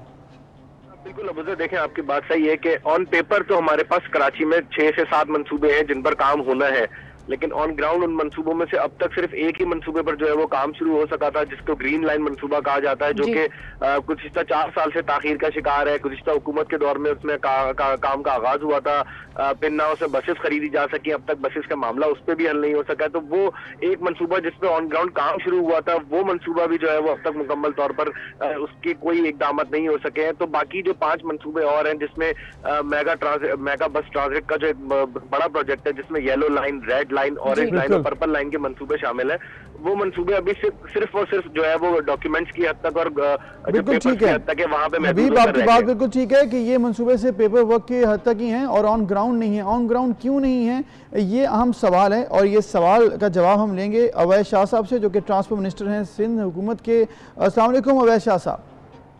वालेकुम सलाम जी। जी शाह साहब, बहुत शुक्रिया वक्त देने के लिए। आपसे पहले भी हमने इस बारे में बात की थी, एक बार फिर यही मसला है जो कि सामने आ रहा है कि ट्रांसपोर्ट सिस्टम कराची का वो अबतर होता जा रहा है। दावे वादे तो किए गए हैं लेकिन इम्प्लीमेंटेशन नज़र नहीं आ रही है। क्या इस वक्त सिचुएशन है, क्या प्रॉब्लम्स आ रही हैं कि आपसे वो इम्प्लीमेंट नहीं हो रहे जो वादे किए गए हैं?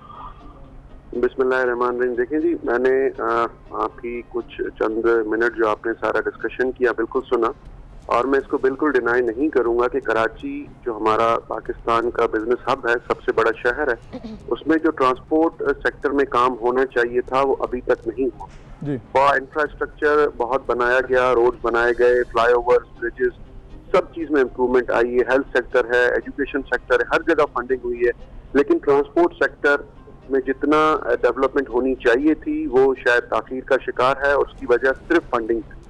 अभी जो मेरे भाई बात कर रहे थे, जो कराची से आपके रिपोर्टर, जिन्होंने कहा कि जो चीजें हमारी पेपर्स पे नजर आ रही हैं वो पेपर्स पे नहीं है, ये शायद ग्राउंड ब्रेकिंग इन दोनों प्रोजेक्ट्स की हो जाती, लेकिन ये पिछले साल जो पूरा ये हमने कोविड में गुजारा है, इसमें ऑल ओवर द वर्ल्ड जो चीजें, एशियन डेवलपमेंट बैंक भी उन्होंने सारे projects all over the world उनके उसमें हिट हुए हैं, और येलो लाइन जो हम वर्ल्ड बैंक के इश्तराक से कर रहे हैं वो भी डिले का शिकार हुआ है। लेकिन गुड न्यूज इज दिस कि हम मार्च में 2021 इंशाल्लाह जो कराची के लिए मेगा प्रोजेक्ट जिसकी अभी जिक्र की गया, रेड लाइन का प्रोजेक्ट जो $550 मिलियन का प्रोजेक्ट है, उसकी ग्राउंड ब्रेकिंग करने जा रहे हैं। ठीक है। और इंशाल्लाह इसकी कंस्ट्रक्शन का काम स्टार्ट हो रहा है।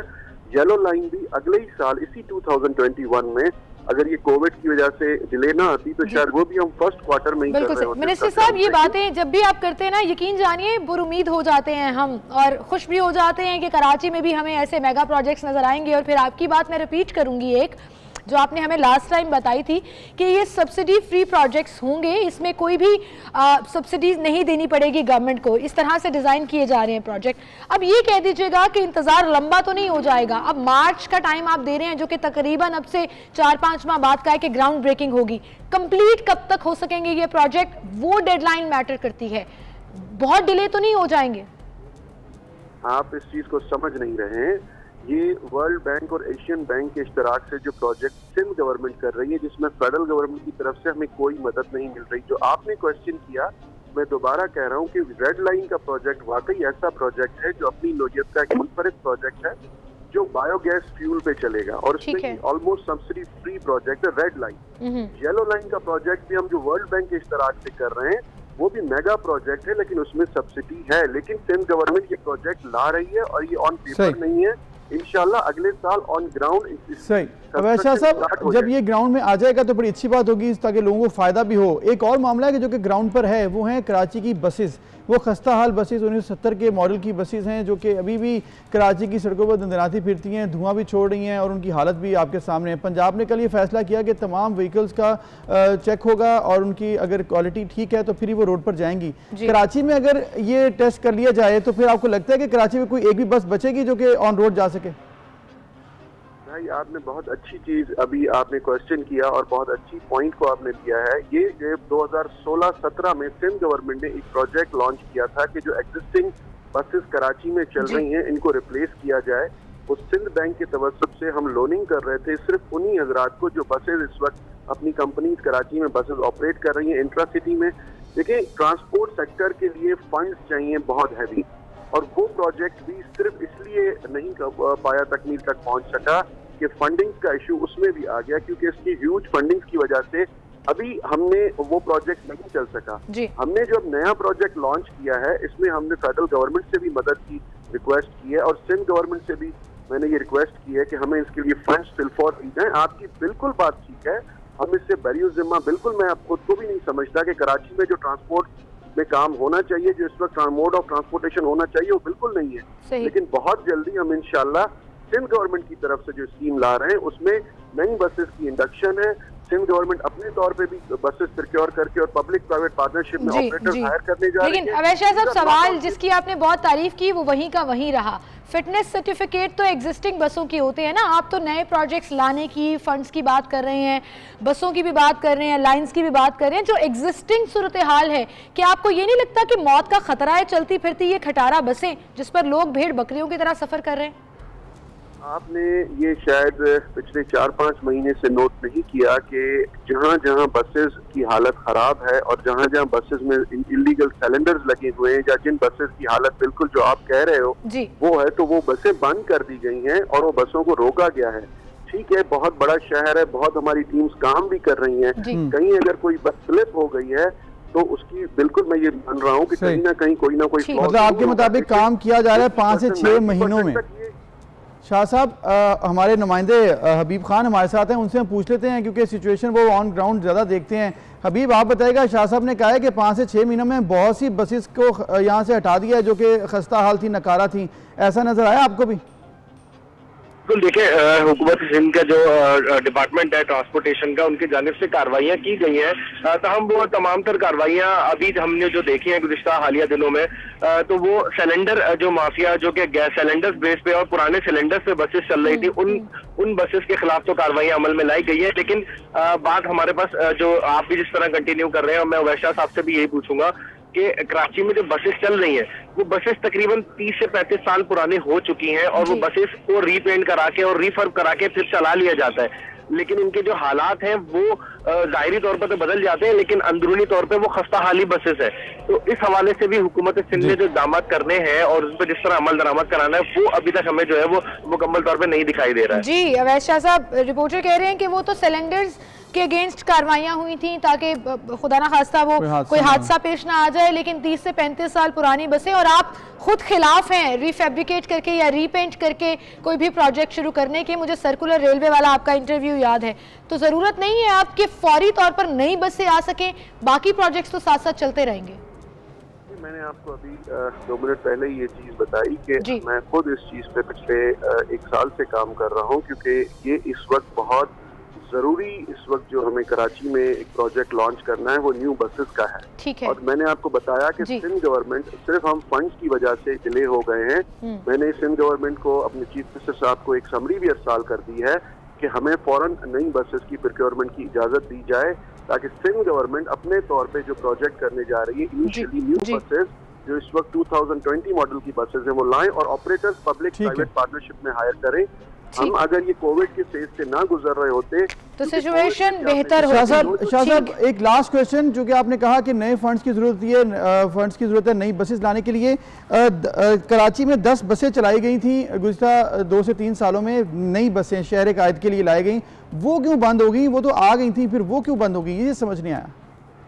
बसेस पे जिक्र इसलिए नहीं करूंगा कि 10 बसेस कराची के हवाले से अगर ये है तो इस पे मैं ज्यादा बहस नहीं करूंगा, लेकिन मैं अपने प्रोजेक्ट के बारे में ये जरूर बताऊंगा कि हम फर्स्ट फेज में जो कराची सिटी के लिए बसेस ला रहे हैं वो 250 बसेस हैं जो कराची के 6 रूट्स को इनिशियल ऑपरेट करेंगे, जो मेन हमारी 6 आर्टरीज हैं। कब तक? इसमें फर्स्ट फेज है, दिस इज फर्स्ट फेज। ठीक है। और मुझे उम्मीद है कि हम इसको इन अगले साल में बिल्कुल ऑन ग्राउंड ले आएंगे। मेरी बहुत कोशिश है कि अगर हमें फंड्स मिलते हैं तो हम बिला ताखीर इसको कंटिन्यू रख सकते हैं अगर हमें फंड्स मिल गए। अवैध शाह साहब, बहुत शुक्रिया आपका, हमेशा की तरह बड़े पुरुमीद नज़र आते हैं, सिचुएशन को हैंडल करते हैं और फ्यूचर के रेफरेंसेस देते हैं। लेकिन उन दोनों सवालों में जवाब नहीं मिल सका कि डेडलाइन क्या है, वो चाहे रेड लाइन प्रोजेक्ट हो, येलो लाइन प्रोजेक्ट हो, कब तक मुकम्मल होगा, या ये 250 बसें हों जो हमें तो सुनाया गया है कि कराची की सड़कों पर भागती दौड़ती नजर आएंगी, लेकिन कब ये है सवाल। इसके अलावा एक और कराची का मसला ट्रांसपोर्ट के अलावा वो था सफाई सुथराई का, और उसमें जो सबसे बड़ा इशू नज़र आया वो सी व्यू पर जो हालात नज़र आए गुज़िश्ता चंद महीनों में, और उस पर वसीम अकरम साहब जो हैं साबिक लेजेंडरी क्रिकेटर, उन्होंने बहुत से ट्वीट्स भी किए, वीडियोस बनाई कि यहाँ पर सी व्यू के हालात खासे खस्ता हैं। लेकिन अब एक नई वीडियो कल उन्होंने जारी की है, वो बड़ी इंटरेस्टिंग है। और आप देखें उनके पीछे साहिल समंदर कितना साफ सुथरा है, एग्जैक्टली मुझे नहीं लग रहा ये पाकिस्तान की वो कराची की बीच है जहाँ कुछ अरसा पहले हम देख रहे थे कि बहुत, तो इंतजामिया की तारीफ है जी, जिसमें अच्छा रोल प्ले कर सकते हैं शहरी भी और इंतजामिया भी, तो उसकी तारीफ करनी चाहिए। वसीम अकरम भी अपनी इस वीडियो में खासे खुश नजर आए और उन्होंने कहा कि सिर्फ कराची वालों पर मलबा न डाला करे कि कूड़ा करकट होता है, बाहर के लोग आके भी गंदगी फैलाते हैं।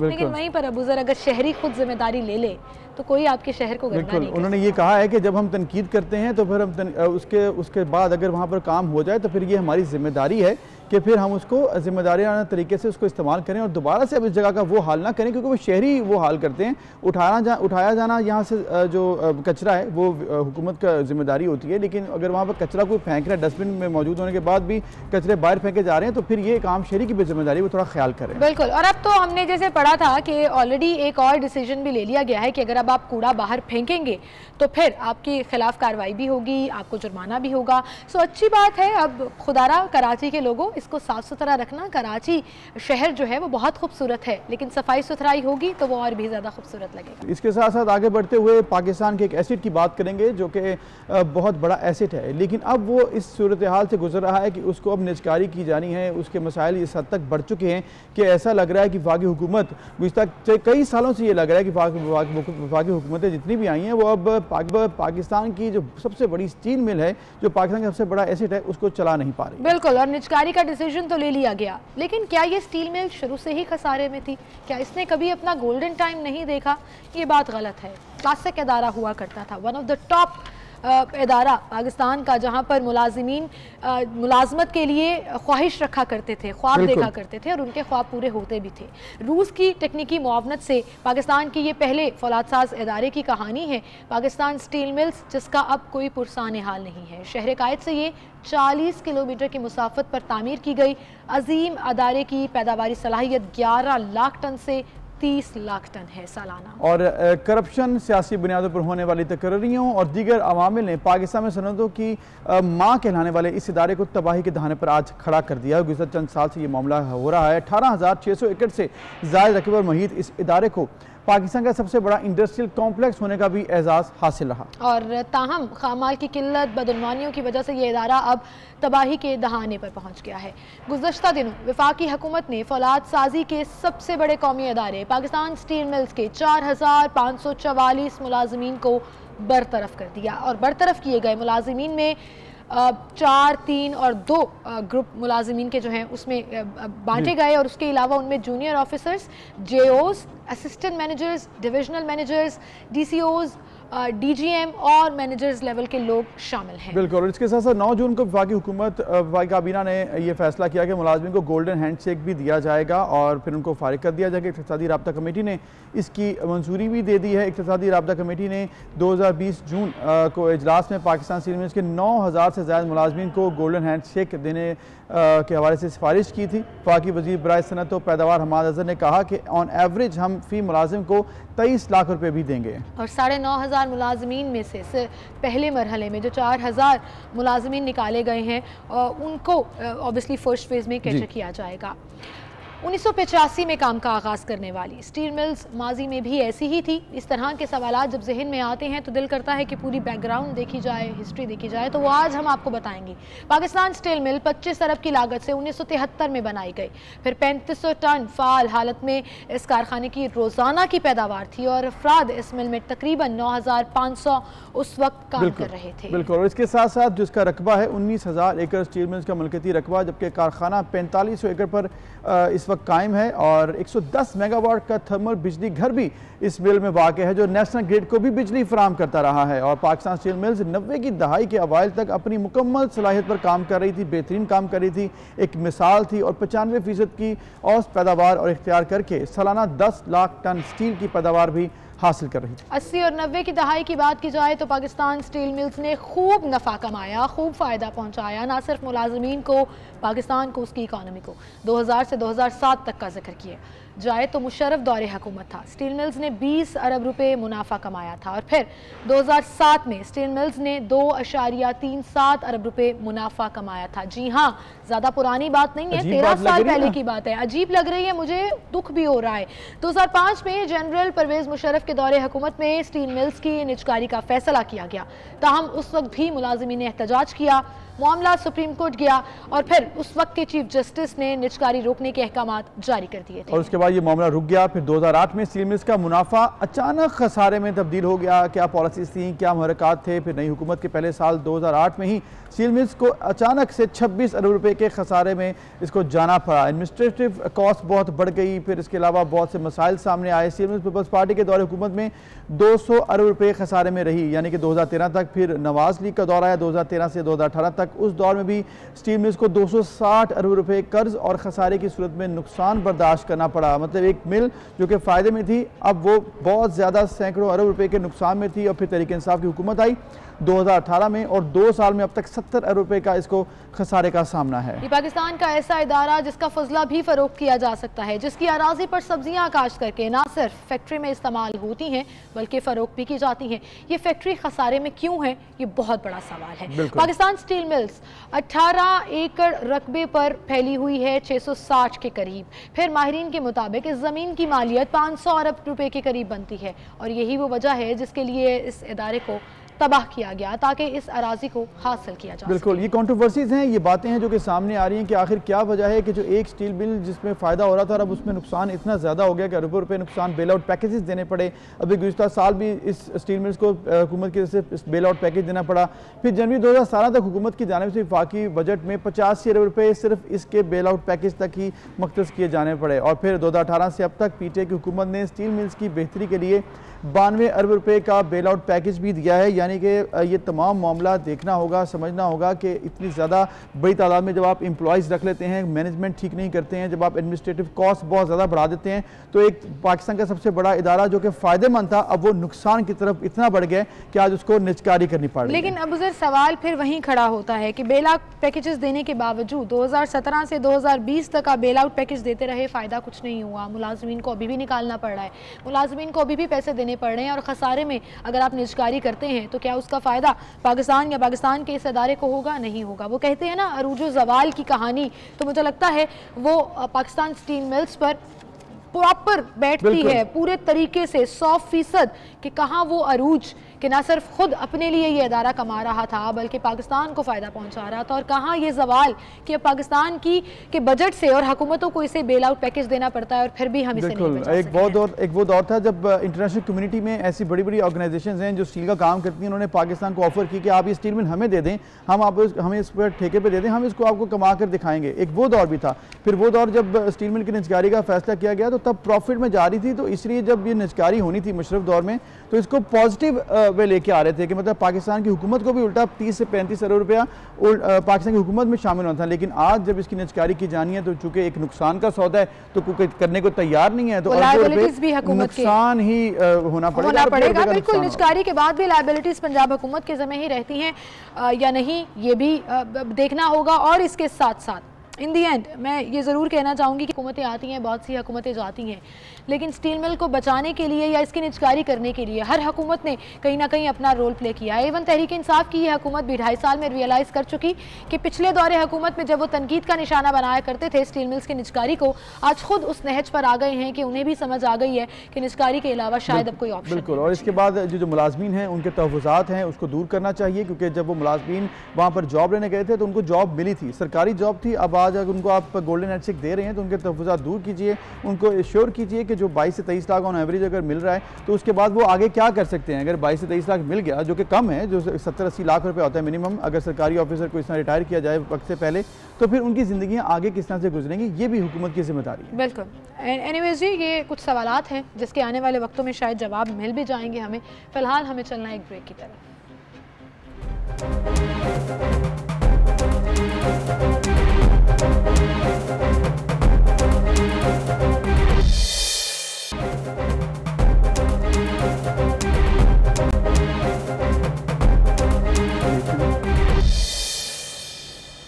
वेलकम बैक नाज़रीन। हमारे मज़हब इस्लाम में वालिदैन की इज़्ज़त, वालिदैन की जो रिस्पेक्ट है वो बहुत ज़्यादा है, और अगर कोई वालिदैन का नाफरमान है तो उसके बारे में कहा जाता है कि कबीरा गुनाहों में शामिल है। लेकिन हमारे यहाँ पर मुआशरे में ऐसे बदबख्त अफराद मौजूद हैं। आज भी हमने देखा, रिसेंटली हमने देखे ऐसे बहुत से वाक़यात कि वो बदबख्त अपने वालिदैन पर तशद्दुद भी करते हैं। बिल्कुल, कल लाहौर में एक अफसोसनाक वाक़या पेश आया जिस पर वालिदा पर बदतरीन तशद्दुद किया गया। बदबख्त बेटे ने बाल काटने के बाद टोके के वार करके अपनी माँ को ज़ख्मी कर दिया।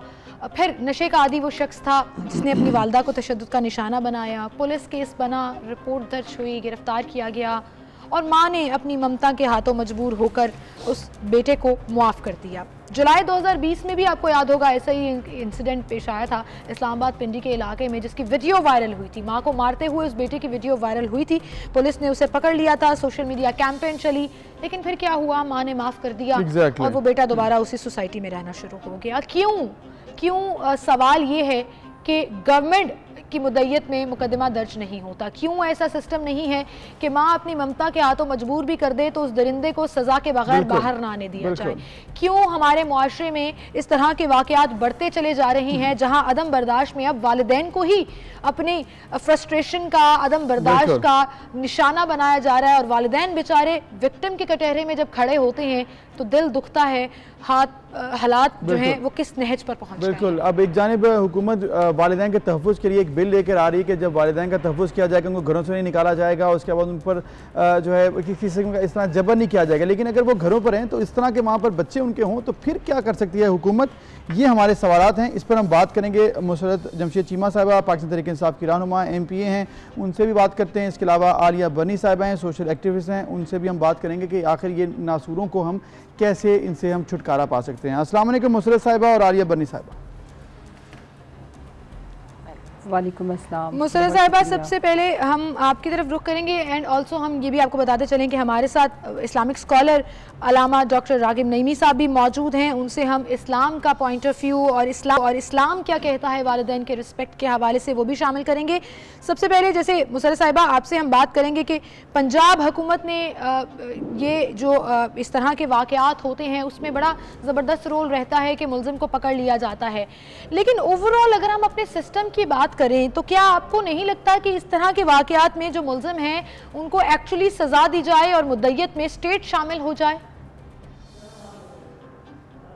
रहीम, बहुत शुक्रिया सीमल एंड अबूज़र। सबसे पहले तो आप लोगों को आपके चैनल के ऑनर होने पे बहुत बहुत मुबारकबाद, आपके पूरे स्टाफ को, आपकी पूरी टीम को और आपकी इस कमिटमेंट को कि जब आप लोग ऑनर नहीं भी थे तो फिर भी आप इसी कमिटमेंट के साथ अपने प्रोग्राम्स और अपने ये जो बहुत मैं पसंद करती हूँ जब आप लोग सोशल इश्यूज़ को भी उठाते हैं पॉलिटिकल इश्यूज़ के साथ, तो ये बड़ी अच्छी बात है। पॉजिटिव रोल है मीडिया का और बिलखुसूस आपके चैनल का। देखें सीमल एंड अबूज़र, आपने अभी जो बात की, हमारी सोसाइटी की ये प्रिविलेज थी, हमारी सोसाइटी के ये वो खूबसूरत पहलू थे जिस पे हम वेस्टर्न वर्ल्ड के ऊपर सबकत ले चुके थे और सबकत थी हमारे इस्लामिक वैल्यूज़ की वजह से, हमारे बेसिक फैमिली स्ट्रक्चर की वजह से। और इसको वेस्ट आज भी आइडियलाइज करता है कि जो फैमिली सिस्टम, जो हमारा यूनिट, पेरेंट्स की रिस्पेक्ट जो हमारे माशरों में है, वो वेस्टर्न वर्ल्ड अनफॉर्चुनेटली उसको खो चुका हुआ है। लेकिन बड़े दुख, बड़े अफसोस के साथ कहना पड़ता है कि अब हमारा माशरा भी और स्पेशली हमारे बच्चे भी इसको मैं क्या कहूँगी, इसको मैं जहालत कहूँगी, ये इल्म की वजह से तो हो नहीं सकता। और ये दुनिया का कोई माशरा भी अपने पेरेंट्स के साथ इस तरह की बदसलूकी की इजाज़त नहीं देता। जब हमारा इस्लाम इजाज़त नहीं देता, जब हमारा कोई भी मज़हब, मेरा ख्याल है दुनिया का कोई मज़हब इस चीज़ की इजाज़त नहीं देता, तो इसीलिए हमारी गवर्नमेंट ने बिलखुसूस प्राइम मिनिस्टर साहब की और CM साहब की जब हम वेलफेयर स्टेट की बात करते हैं तो इसके ऊपर गहरी नज़र है। यही वजह है कि अभी हमने लास्ट वीक पंजाब से हमारा एक एहसास प्रोग्राम है, उसकी अम्ब्रेला के अंडर बहुत सारे हमारे प्रोग्राम्स हैं जिसमें हमने एक बाहिम्मत बुजुर्ग प्रोग्राम भी लॉन्च कर दिया हुआ है। लेकिन जो बात है कानून साजी की, वो सबसे ज्यादा जरूरी है कि हम पेरेंट्स को स्टाइपेंड भी दे दें, बुजुर्ग लोगों को हम वजीफा भी उनका मुकर्रर कर दें, लेकिन वो अपने बच्चों के ही शर से अपनी छत के नीचे अगर महफूज नहीं है तो ये बहुत बड़ा एक अलमिया है और इसको कवर करने की जरूरत है, जो कि हम कर रहे हैं। I want to tell you कि ये जो कानून साजी है इसमें जितने भी बेसिकली पेरेंट्स को तहफ़्फ़ुज़ देना हमारा अव्वलीन मकसद है कि कोई भी गुस्ताख, मैं कहती हूँ बदबख्त, आपने सही अबूज़र लफ्ज़ यूज़ किया, इससे बड़ी जिंदगी में दुनिया में कोई बदकिस्मती, कोई बदबख्ती नहीं हो सकती कि कोई बच्चा उठ के या बच्ची उठ के अपने पेरेंट्स के साथ। आपकी बात बिल्कुल ठीक है और कानून साजी होनी चाहिए और इसके हवाले से सख्त कानून बनाने चाहिए कि कौन ऐसा करे और फिर उसके बाद उसकी सज़ा क्या है। लेकिन ये सबसे पहले अल्हम्दुलिल्लाह हमारे मज़हब इस्लाम ने बताया कि कौन हैं ऐसे लोग और वो कितने बदबख्त हैं, उनकी सज़ा कितनी ज़्यादा है। कबीरा गुनाह है वालिदैन की नाफरमानी करना और इस तरह से तशद्दुद करना। तो फिर इस्लाम इनके हवाले से क्या कहता है। हम मौलाना साहब से बात करते हैं, अल्लामा राग़िब नईमी साहब से। अल्लामा साहब, हुकूमतें तो बनाती हैं कानून, लेकिन इस्लाम ने तो कानून बना दिए, बताया कि ये कबीरा गुनाह है, आप क्या कहेंगे इस पर? बिस्मिल्लाहिर्रहमानिर्रहीम। अल्लाह वाहदहू ला शरीक की इबादत के बाद कुरान करीम में जिस तरफ तवज्जो दिलाई गई है वो वालिदैन के हुकूक की अदायगी है। कुरान करीम में बड़े अल्लाह ताला का हुक्म है कि तुमने अल्लाह ताला के साथ शिरक नहीं करना और वालिदैन के साथ एहसान करना है जी। और कई मकामात के ऊपर वालिदैन के साथ एहसान करने का हुक्म आया है। और फिर सूरह बकरा में बड़ी तफसील के साथ वालिदैन की उस कैफियत को बयान करके जब वो बुढ़ापे की उम्र पर पहुँचते हैं और बहुत कैटेगोरिकली इस बात को बयान किया गया कि दोनों के दोनों या उनसे कोई बुढ़ापे की उम्र को पहुँच जाएं, वला तक़ुल लहुमा उफ़्फ़िन वला तन्हरहुमा वक़ुल लहुमा क़ौलन करीमा, कि तुमने ना तो उन्हें उफ कहनी है ना तुमने उन्हें झिड़कना है और तुमने उनसे कौले करीम से बात करनी है, आसान अंदाज से बात करना है। वालिदैन के ऊपर तशद्दुद वही बंदा कर सकता है जिसे ना तो दीन इस्लाम का कुछ पता है ना ही उसकी तरबियत इस नहज के ऊपर हुई हो और वो बंदा उसे कानून के हवाले से भी जरा भी इल्म नहीं है कि अगर वो किसी को भी नुकसान पहुंचाता है, तशद्दुद करता है, तो उसे उसके बदले में लाजमी तौर पे अदालत का भी सामना करना पड़ेगा और सजाओं का भी सामना करना पड़ सकता है।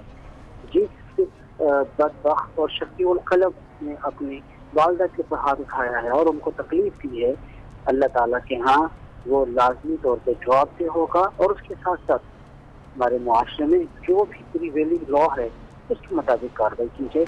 आमतौर पर होता यह है कि कोई भी वालिद या वालिदा अपने ऊपर होने वाले इस तरह के मामले को बर्दाश्त कर जाते हैं और फिर वो माफ कर देते हैं, बाद अपने बच्चों को माफ करने की तरफ आ जाते हैं।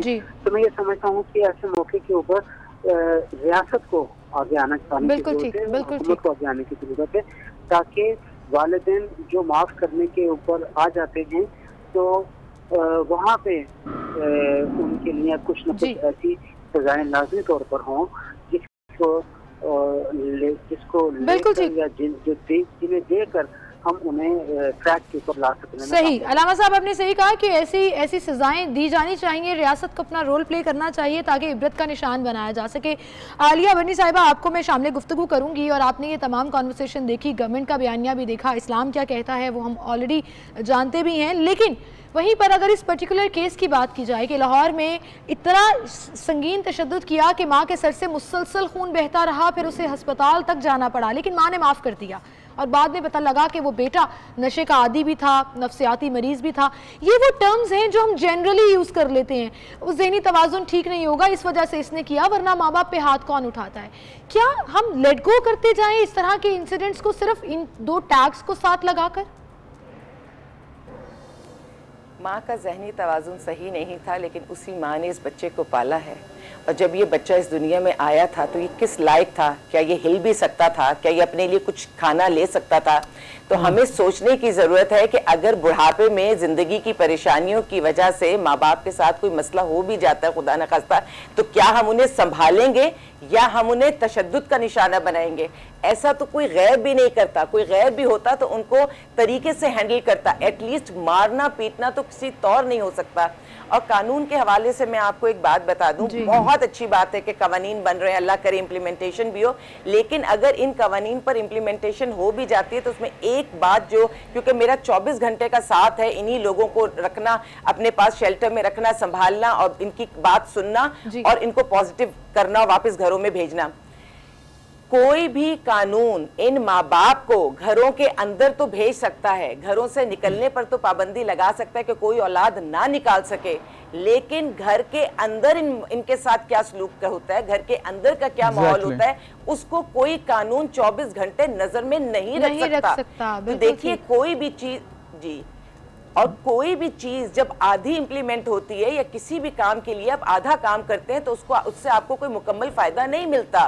जब आप कानून बना रहे हैं तो इस चीज को मेक श्योर करें कि उनकी ऐसी तरबियत भी हो कि जब आप इन वालिदैन को घर के अंदर भेजें तो इनकी कोई से हो। एक बात याद रखिएगा, किसी भी हवाले से कमजोर पर जुल्म ज्यादा होता है, और जब कभी कमजोर आवाज उठाता है, कमजोर अगर हो जाए वालिदैन तो फिर अफसोस का मकाम है कि उसका फ़ायदा उठाया जाए ऐसी बदबख्त औलाद से, क्योंकि ये तो कहा गया है कि तुम और तुम्हारा माल तुम्हारे वालिदैन का है। ये एक बच्चे को कहा गया, हमारे सामने इस तरह की हदीस है, हमारे नबी ने कहा है, यानी कि अगर कोई बच्चा बड़ा हो जाता है, वालिदैन बूढ़े जाते हैं तो वो उल्टी ज़्यादा जिम्मेदारी बन जाती है बच्चों की। लेकिन यहाँ पर जो ऐसे वाक़यात हैं उसके हवाले से कुछ करना चाहिए। मुसरत चीमा साहिबा, आर्या बनी साहिबा ने कहा कि हाफ काम नहीं करना, कि आपने तहफ़्फ़ुज़ तो फराम कर दिया, घर से निकाले ना, लेकिन घर में क्या सलूक हो रहा है उसको कैसे तहफ़्फ़ुज़ देंगी, उसको कैसे इंश्योर करेंगी, इस पर कोई काम हुआ? जी बिल्कुल, ये मैं इसी पे पहले बात करना चाह रही थी। ये बड़ा अहम पहलू है। इंशाल्लाह ताला हम एक ऐसी कम्प्रीहेंसिव लेजिस्लेशन करेंगे जिसमें सबसे इम्पोर्टेंट चीज़ ये है कि वो अपने घर में जन्नत की तरह, जिस तरह वह जब बच्चे उनके छोटे थे तो उन्होंने उनके लिए उस घर को, उस छत को जन्नत और पुरसुकून जगह बनाया हुआ था, वी विल मेक श्योर हम इसके जितने भी जो ऐसे एरियाज जो जिनको ग्रे एरियाज कहा जाता है वो फिर एड्रेस नहीं होते। बात बिल्कुल ठीक है कि अगर हमने उनको घर में रख भी लिया और वो घर उनके लिए जन्नत की बजाय जहन्नुम बन जाए तो उसका कोई फायदा नहीं है। सबसे इंपॉर्टेंट चीज़ ये है कि इंशाल्लाह हम ये मैकेनिज्म डेवलप करेंगे और एग्जीक्यूशन, इस दफ़ा जितनी भी हम लेजिस्लेशन कर रहे हैं हम उसकी एग्जीक्यूशन के ऊपर ज़्यादा फोकस्ड हैं, और एग्जीक्यूशन करने की वजह से ही जहां हमें ज़रूरत महसूस होती है कि कानून की हमें जहां पे कानून नहीं है और हम वो काम करना चाहते हैं तो इसीलिए ही हम उसकी लेजिस्लेशन करते हैं। सबसे इम्पोर्टेंट चीज़ ये है कि देखें, अगर हम ये भी करेंगे इंशाल्लाह कि जहाँ पे भी कोई प्रॉब्लम, जहाँ पे पेरेंट्स के साथ फिजिकल होते हैं तो बिल्कुल जहां जिन जैसे मैंने ये आवाज उठाई थी और उस पे ऊपर लेजिस्लेशन पे काम भी हो रहा है कि जैसे रेप के केसेस, पेरेंट्स के केसेस, इनके ऊपर स्टेट को ही मुद्दत होनी चाहिए, बिकॉज अदरवाइज जो फैमिली है वो माफ कर देती है। बिल्कुल सही मुसर्रत साहिबा, मैं यही बात और पॉइंट आपसे पूछना भी चाह रही थी कि पहले ऐसे होता भी था, स्टेट नोटिस लेती थी, पुलिस खुद मुद्दत में मुकदमा दर्ज कर लेती थी, फिर मुआफ़ी तलाफी से आगे बात निकल जाती थी और सज़ा और जज़ा की बात होती थी। अब ऐसा क्यों नहीं होता? इस तरह के वाक़यात क्यों ख़त्म हो जाते हैं? माँ ने माफ़ कर दिया, बाप ने माफ़ कर दिया और उसके बाद मामला सॉर्ट आउट हो गया और मुलजिम फिर बाहर आ गया। स्टेट नोटिस क्यों नहीं ले रही? ऐसा बाय रूल क्यों नहीं तय कर दिया जाता कि इस तरह के वाक़यात की मुद्दत जो मर्जी हो जाए पुलिस ही देगी?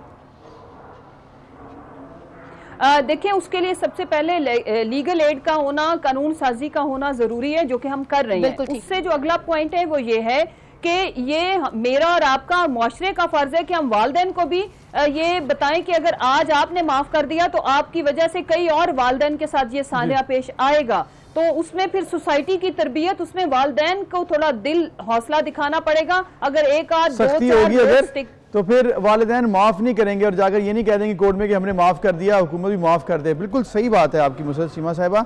आर्या साहिबा, आप बताइएगा कि आपकी ये जो एक्टिविस्ट होते हैं, सोशल एक्टिविस्ट आगे बढ़ते हैं, ऐसे जब भी केसेस सामने आते हैं, आपने अब तक इस हवाले से क्या काम किया? आपकी तंजीम ने इस हवाले से क्या काम किया है कि हम सामने देखें कि वाकई जो तंजीमें आगे आई हैं उन्होंने हुकूक के लिए कोई काम किया है?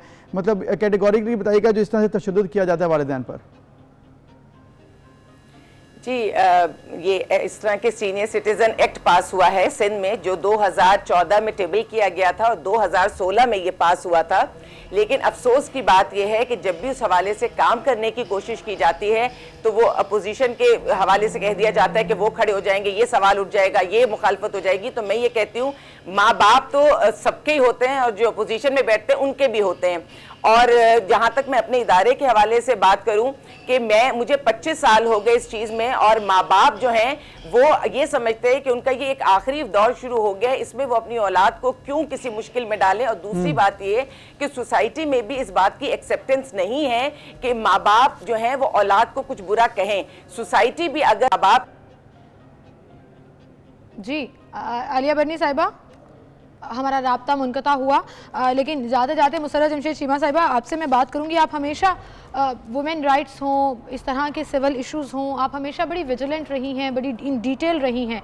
मुझे सिर्फ ये बता दीजिए कि क्या आप इस काम के लिए हमसे वादा करती हैं कि अपनी पूरी कोशिश करेंगी? आपके भी बच्चे हैं, हम भी बच्चों वाले हैं, और यकीन जानिए बहुत दिल दुखता है इस तरह के इंसिडेंट्स देखकर। देखिए सीमल, मैं आपको अपने जज्बात नहीं बता सकती कि मैं किन फीलिंग्स के साथ अभी आपके प्रोग्राम में बैठी हूँ, और ये हमें करना है, और इसमें वादे की तो बात ही बहुत छोटे अल्फाज हैं, और हमें ऐसे गुस्ताख जो औलाद है उनके लिए उनको इबरत का निशान बनाना चाहिए, उनको स्टिग्माइज करना चाहिए। जो अपने वालिदैन को ऊंची आवाज में भी बात करना काबिल कबूल नहीं है, और फिर अपनी माओ को मारना, वो माँ जिसने मतलब मेरे पास अल्फाज नहीं है। तो ये मेरा वादा नहीं है, ये मेरा आपसे कमिटमेंट है कि इंशाअल्लाह ताला इस लेजिस्लेशन के अंदर जो भी छोटे मोटे जो चीजें कवर नहीं हुई होंगी, इंशाअल्लाह ताला मैं उसमें खुद इंटरव्यू भी करूंगी। मैं और मेरी लीडरशिप तो ऑलरेडी हम लोग अपने बुजुर्गों को, अपने पेरेंट्स को, और मैं आपको बताऊं कि सीमल इसकी कदर ये ऐसे औलाद को तब होती है जब वालिदैन नहीं रहते। ये हमसे पूछें कि माँ बाप की क्या कदर होती है। और ऐसा ये टैग कर दिया जाता है ना कि शायद इनकी तरबियत में कोई कमी रह गई होगी। I totally disagree with you कि कभी भी कोई माँ बाप, और हमारे वालिदैन, हमारे से जो पहली नस्ल थी वो हमसे कहीं ज्यादा बेहतर नस्ल थी। हमें ये दुआ भी करनी चाहिए कि हम अपने बच्चों की तरबियत इस तरह से करें कि उनकी जो बेसिक वैल्यूज है मॉडर्न एजुकेशन के साथ हम उसको कंप्रोमाइज ना करें। हमारी स्ट्रेंथ है हमारा ये स्ट्रक्चर, फैमिली सिस्टम, हमारा ये बुजुर्गों के अदब और बिल्कुल बहुत जबरदस्त बात की आपने। और यकीन जानिए कि जैसे अक्सर कहा जाता है ना, बेटियां सांझी होती हैं, माँ बाप भी सांझे होते हैं, और इतना दिल दुखी होता है इस तरह के। ये तो आपको हम ब्लर इमेजेस दिखा रहे हैं नाज़रीन, लेकिन जब ये वीडियोस मैंने देखी, और अबूजर हम लिटरली मैं और अबूजर 2 मिनट बात नहीं कर सके कि ये क्या हो रहा है हमारी सोसाइटी में। Very well done Musarrat Jamshed Cheema साहिबा, आप डिटरमिन्ड लग रही हैं, और उम्मीद करते कि सिस्टम में भी आप इसी तरह से विजिलेंट रहकर चेंजेस लाएंगी, ताकि अगर हम सोसाइटी में चेंजेस लाकर तब्दीली नहीं ला सकते तो सिस्टम मजबूत करके ही कम से कम हम इन माँ बाप को मजबूत कर सकते हैं। और इसके साथ साथ जो तरबियत की बात है, कोई भी वालिदैन ये नहीं चाहते उनका बच्चा मुजरिम बन जाए, उनका बच्चा माशरे में जाकर बदअमनी फैलाए। वो होता है जब एक इंडिविजुअल की वो होती है तरबियत ऐसी कि वो इंडिविजुअल ऐसा हो जाता है, नेचर ऐसी होती है, तो उसका हल यही है कि उसको सज़ा ऐसी दी जाए, उसका कानून ऐसा सख्त बनाया जाए कि आइंदा से ऐसी कोई मिसाल बन जाए। कोई शख्स इस तरह का घिनौना कदम उठाता है किसी किस्म का भी, वो बच्चे पर तशद्दुद है, रेप है, वालिदैन पर तशद्दुद है, तब सबको सख्ती से जब निपटा जाएगा तभी इस मामले का हल निकलेगा। और मुसर्रत साहिबा, आपके जो जज्बात हैं, आप यकीन जानिए ये सब माओं के जज्बात हैं। आप सिर्फ एक सेकंड के लिए हम अगर ये इमेजिन कर लेना कि हमारे बच्चे हमारे साथ ये करेंगे बड़े होकर, जिनके लिए हम आज मेहनत कर रहे हैं, खड़े हैं, टाइम निकाल रहे हैं, हर चीज़ मैनेज कर रहे हैं, तो फिर दिल बंद होता है। और हमारी सोसाइटी में ये नहीं होना चाहिए। ये सिर्फ एक सोशल इशू नहीं है, ये आप बीती भी हो सकती है, और हम अगर अपना रोल प्ले नहीं करेंगे तो सिचुएशन बेहतर नहीं होगी। खुशी होती है कि ऐसे लोग सिस्टम में, गवर्नमेंट में मौजूद हैं जो दिल रखते हैं, जो जज्बात रखते हैं, जो सोचते हैं कि हमें अपना रोल प्ले करना है। अल्लाह ताला आपको सलामत रखे और हिम्मत दे और हौसला दे कि आप इस कानून साजी में मदद करें, और जिसने कमिटमेंट की है इंशाल्लाह ताला हम उम्मीद कर रहे हैं कि फ़ौरन इस पर कानून साजी होगी और ऐसे लोगों का खात्मा जल्द से जल्द हो जाएगा। बिल्कुल। इसी के साथ हम एक ब्रेक लेते हैं, फिर हाजिर होंगे।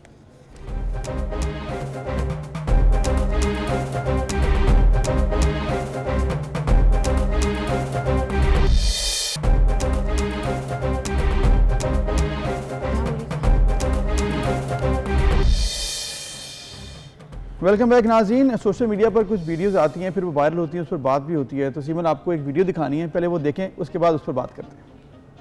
जो भेजे थे ना अपने बाप को, जो तूने मना किया ना, तेरा बाप नहीं भेजा, मैंने अपनी आंखों से देखी। तूने जो पिक्चर से भेजी है, तूने जो कहा था मेरा नाम नहीं करना चाहिए, वो भी सारी मैंने देखी। मुझे शर्म नहीं आती, भेज दूंगा कह रहा है। हाँ मैं तुझे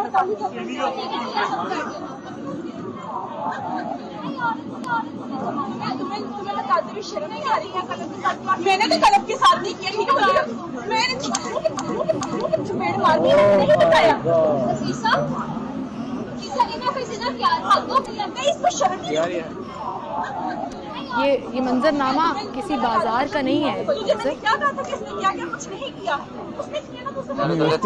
एक यूनिवर्सिटी है जहाँ स्टूडेंट्स बैठे हैं और आप देखिए कि तमाशा क्या लगा है। ये मंजरनामा किसी बाजार का नहीं, जैसे अभी हम बात कर रहे थे कि यूनिवर्सिटी का मंजरनामा जहाँ स्टूडेंट्स बैठकर ये तमाशा कर रहे हैं। और बड़ी अच्छी, बड़ी पढ़ी लिखी यूनिवर्सिटी, मतलब ये नहीं कि ऐसी कोई आम सी यूनिवर्सिटी है, बड़ा अच्छी एक कैटेगरी में आती है। यूनिवर्सिटी लाहौर के पोश इलाके में है और इस यूनिवर्सिटी में ये जो हुआ है, मुझे हैरानगी हो रही है कि इशू क्या है वो तो एक अलग मामला है, टॉपिक क्या था वो लोगों ने सुन ही लिया होगा, लेकिन टॉपिक के अलावा ये जो रवैये हैं कि आप देखें किस तरह से वो वहाँ पर थप्पड़ मार रही है कि मैं इस बात पे हंसूं, इस कैट फाइट को देखूं या दुख का इजहार करूं और अपना सर इस टेबल पर मार दूं कि हमारी नॉर्म्स, हमारी वैल्यूज तो सब साइड पर रख दीजिए। ये हो क्या रहा है हमारी सोसाइटी में। और ऑल्सो एक जो डिबेट बनी हुई है सोशल मीडिया के ऊपर भी कि लड़कियां आपस में क्यों लड़ती हैं, आपस में एक दूसरे को थप्पड़ क्यों मार रही हैं, जिसकी वजह से लड़ रही है उसको सेंटर में खड़ा करें उसका ना ये देखिए गलत बात है। आप इस तरह ना करेंगे किसकी वजह से लड़े हैं, भाई रवैये इन दोनों के हैं ना, इनका प्रॉब्लम है, आप इनको देखिए क्या वजह से है ये भी तो फाइंड आउट करें। वो तो ये कह रही है ना तुम्हारी वजह से हुआ है, उसने यही कहा, उसने उसी बात पे आके उसको चपेट मारी है, इसलिए कि उसको लग रहा है कि यही कसूरवार है। चपेट आपने जिस तरह बोला है ना उससे ज्यादा करारी चपेट थी ये जो यहाँ पर देखी गई और सब लोगों ने बैठकर ये तमाशा। कभी हम लड़ाइयाँ देख रहे होते हैं सेल्स पर लगी हुई, कभी हम लड़ाइयाँ देख रहे होते हैं गली बाजारों में, और अब यूनिवर्सिटीज में भी अगर ये हरकतें होंगी तो फिर अल्लाह लगेंगे। यूनिवर्सिटी में खवातीन एक दूसरे को मारेंगी तो अफसोस ही होगा देखकर, क्योंकि वहाँ पढ़ने जाते हैं, वहाँ पढ़ाई कीजिए। और अगर कभी ऐसा कोई वाक़या नजर आ जाता है आपको तो बजाय आप वीडियो बनाएं या फिर आप सिर्फ तमाशा देखें, आपको रोकें जाके लोगों को, भाई स्टॉप इट, क्या कर रहे हैं आप लोग, ख्याल करें, बड़े हैं, ग्रोन अप लोग हैं, आप लोग इस तरह मत करें। लेकिन ऐसा होता नहीं है, हमारी सोसाइटी में लोग वीडियोस बनाते हैं, उसको एंजॉय करते हैं। कि ये लड़ाई जो है एक लड़के की वजह से हुई है। एनीवेज जी, लड़के कसूरवार होते हैं। कल मिलेंगे आपसे, टाइम खत्म हुआ जी, अल्लाह हाफिज।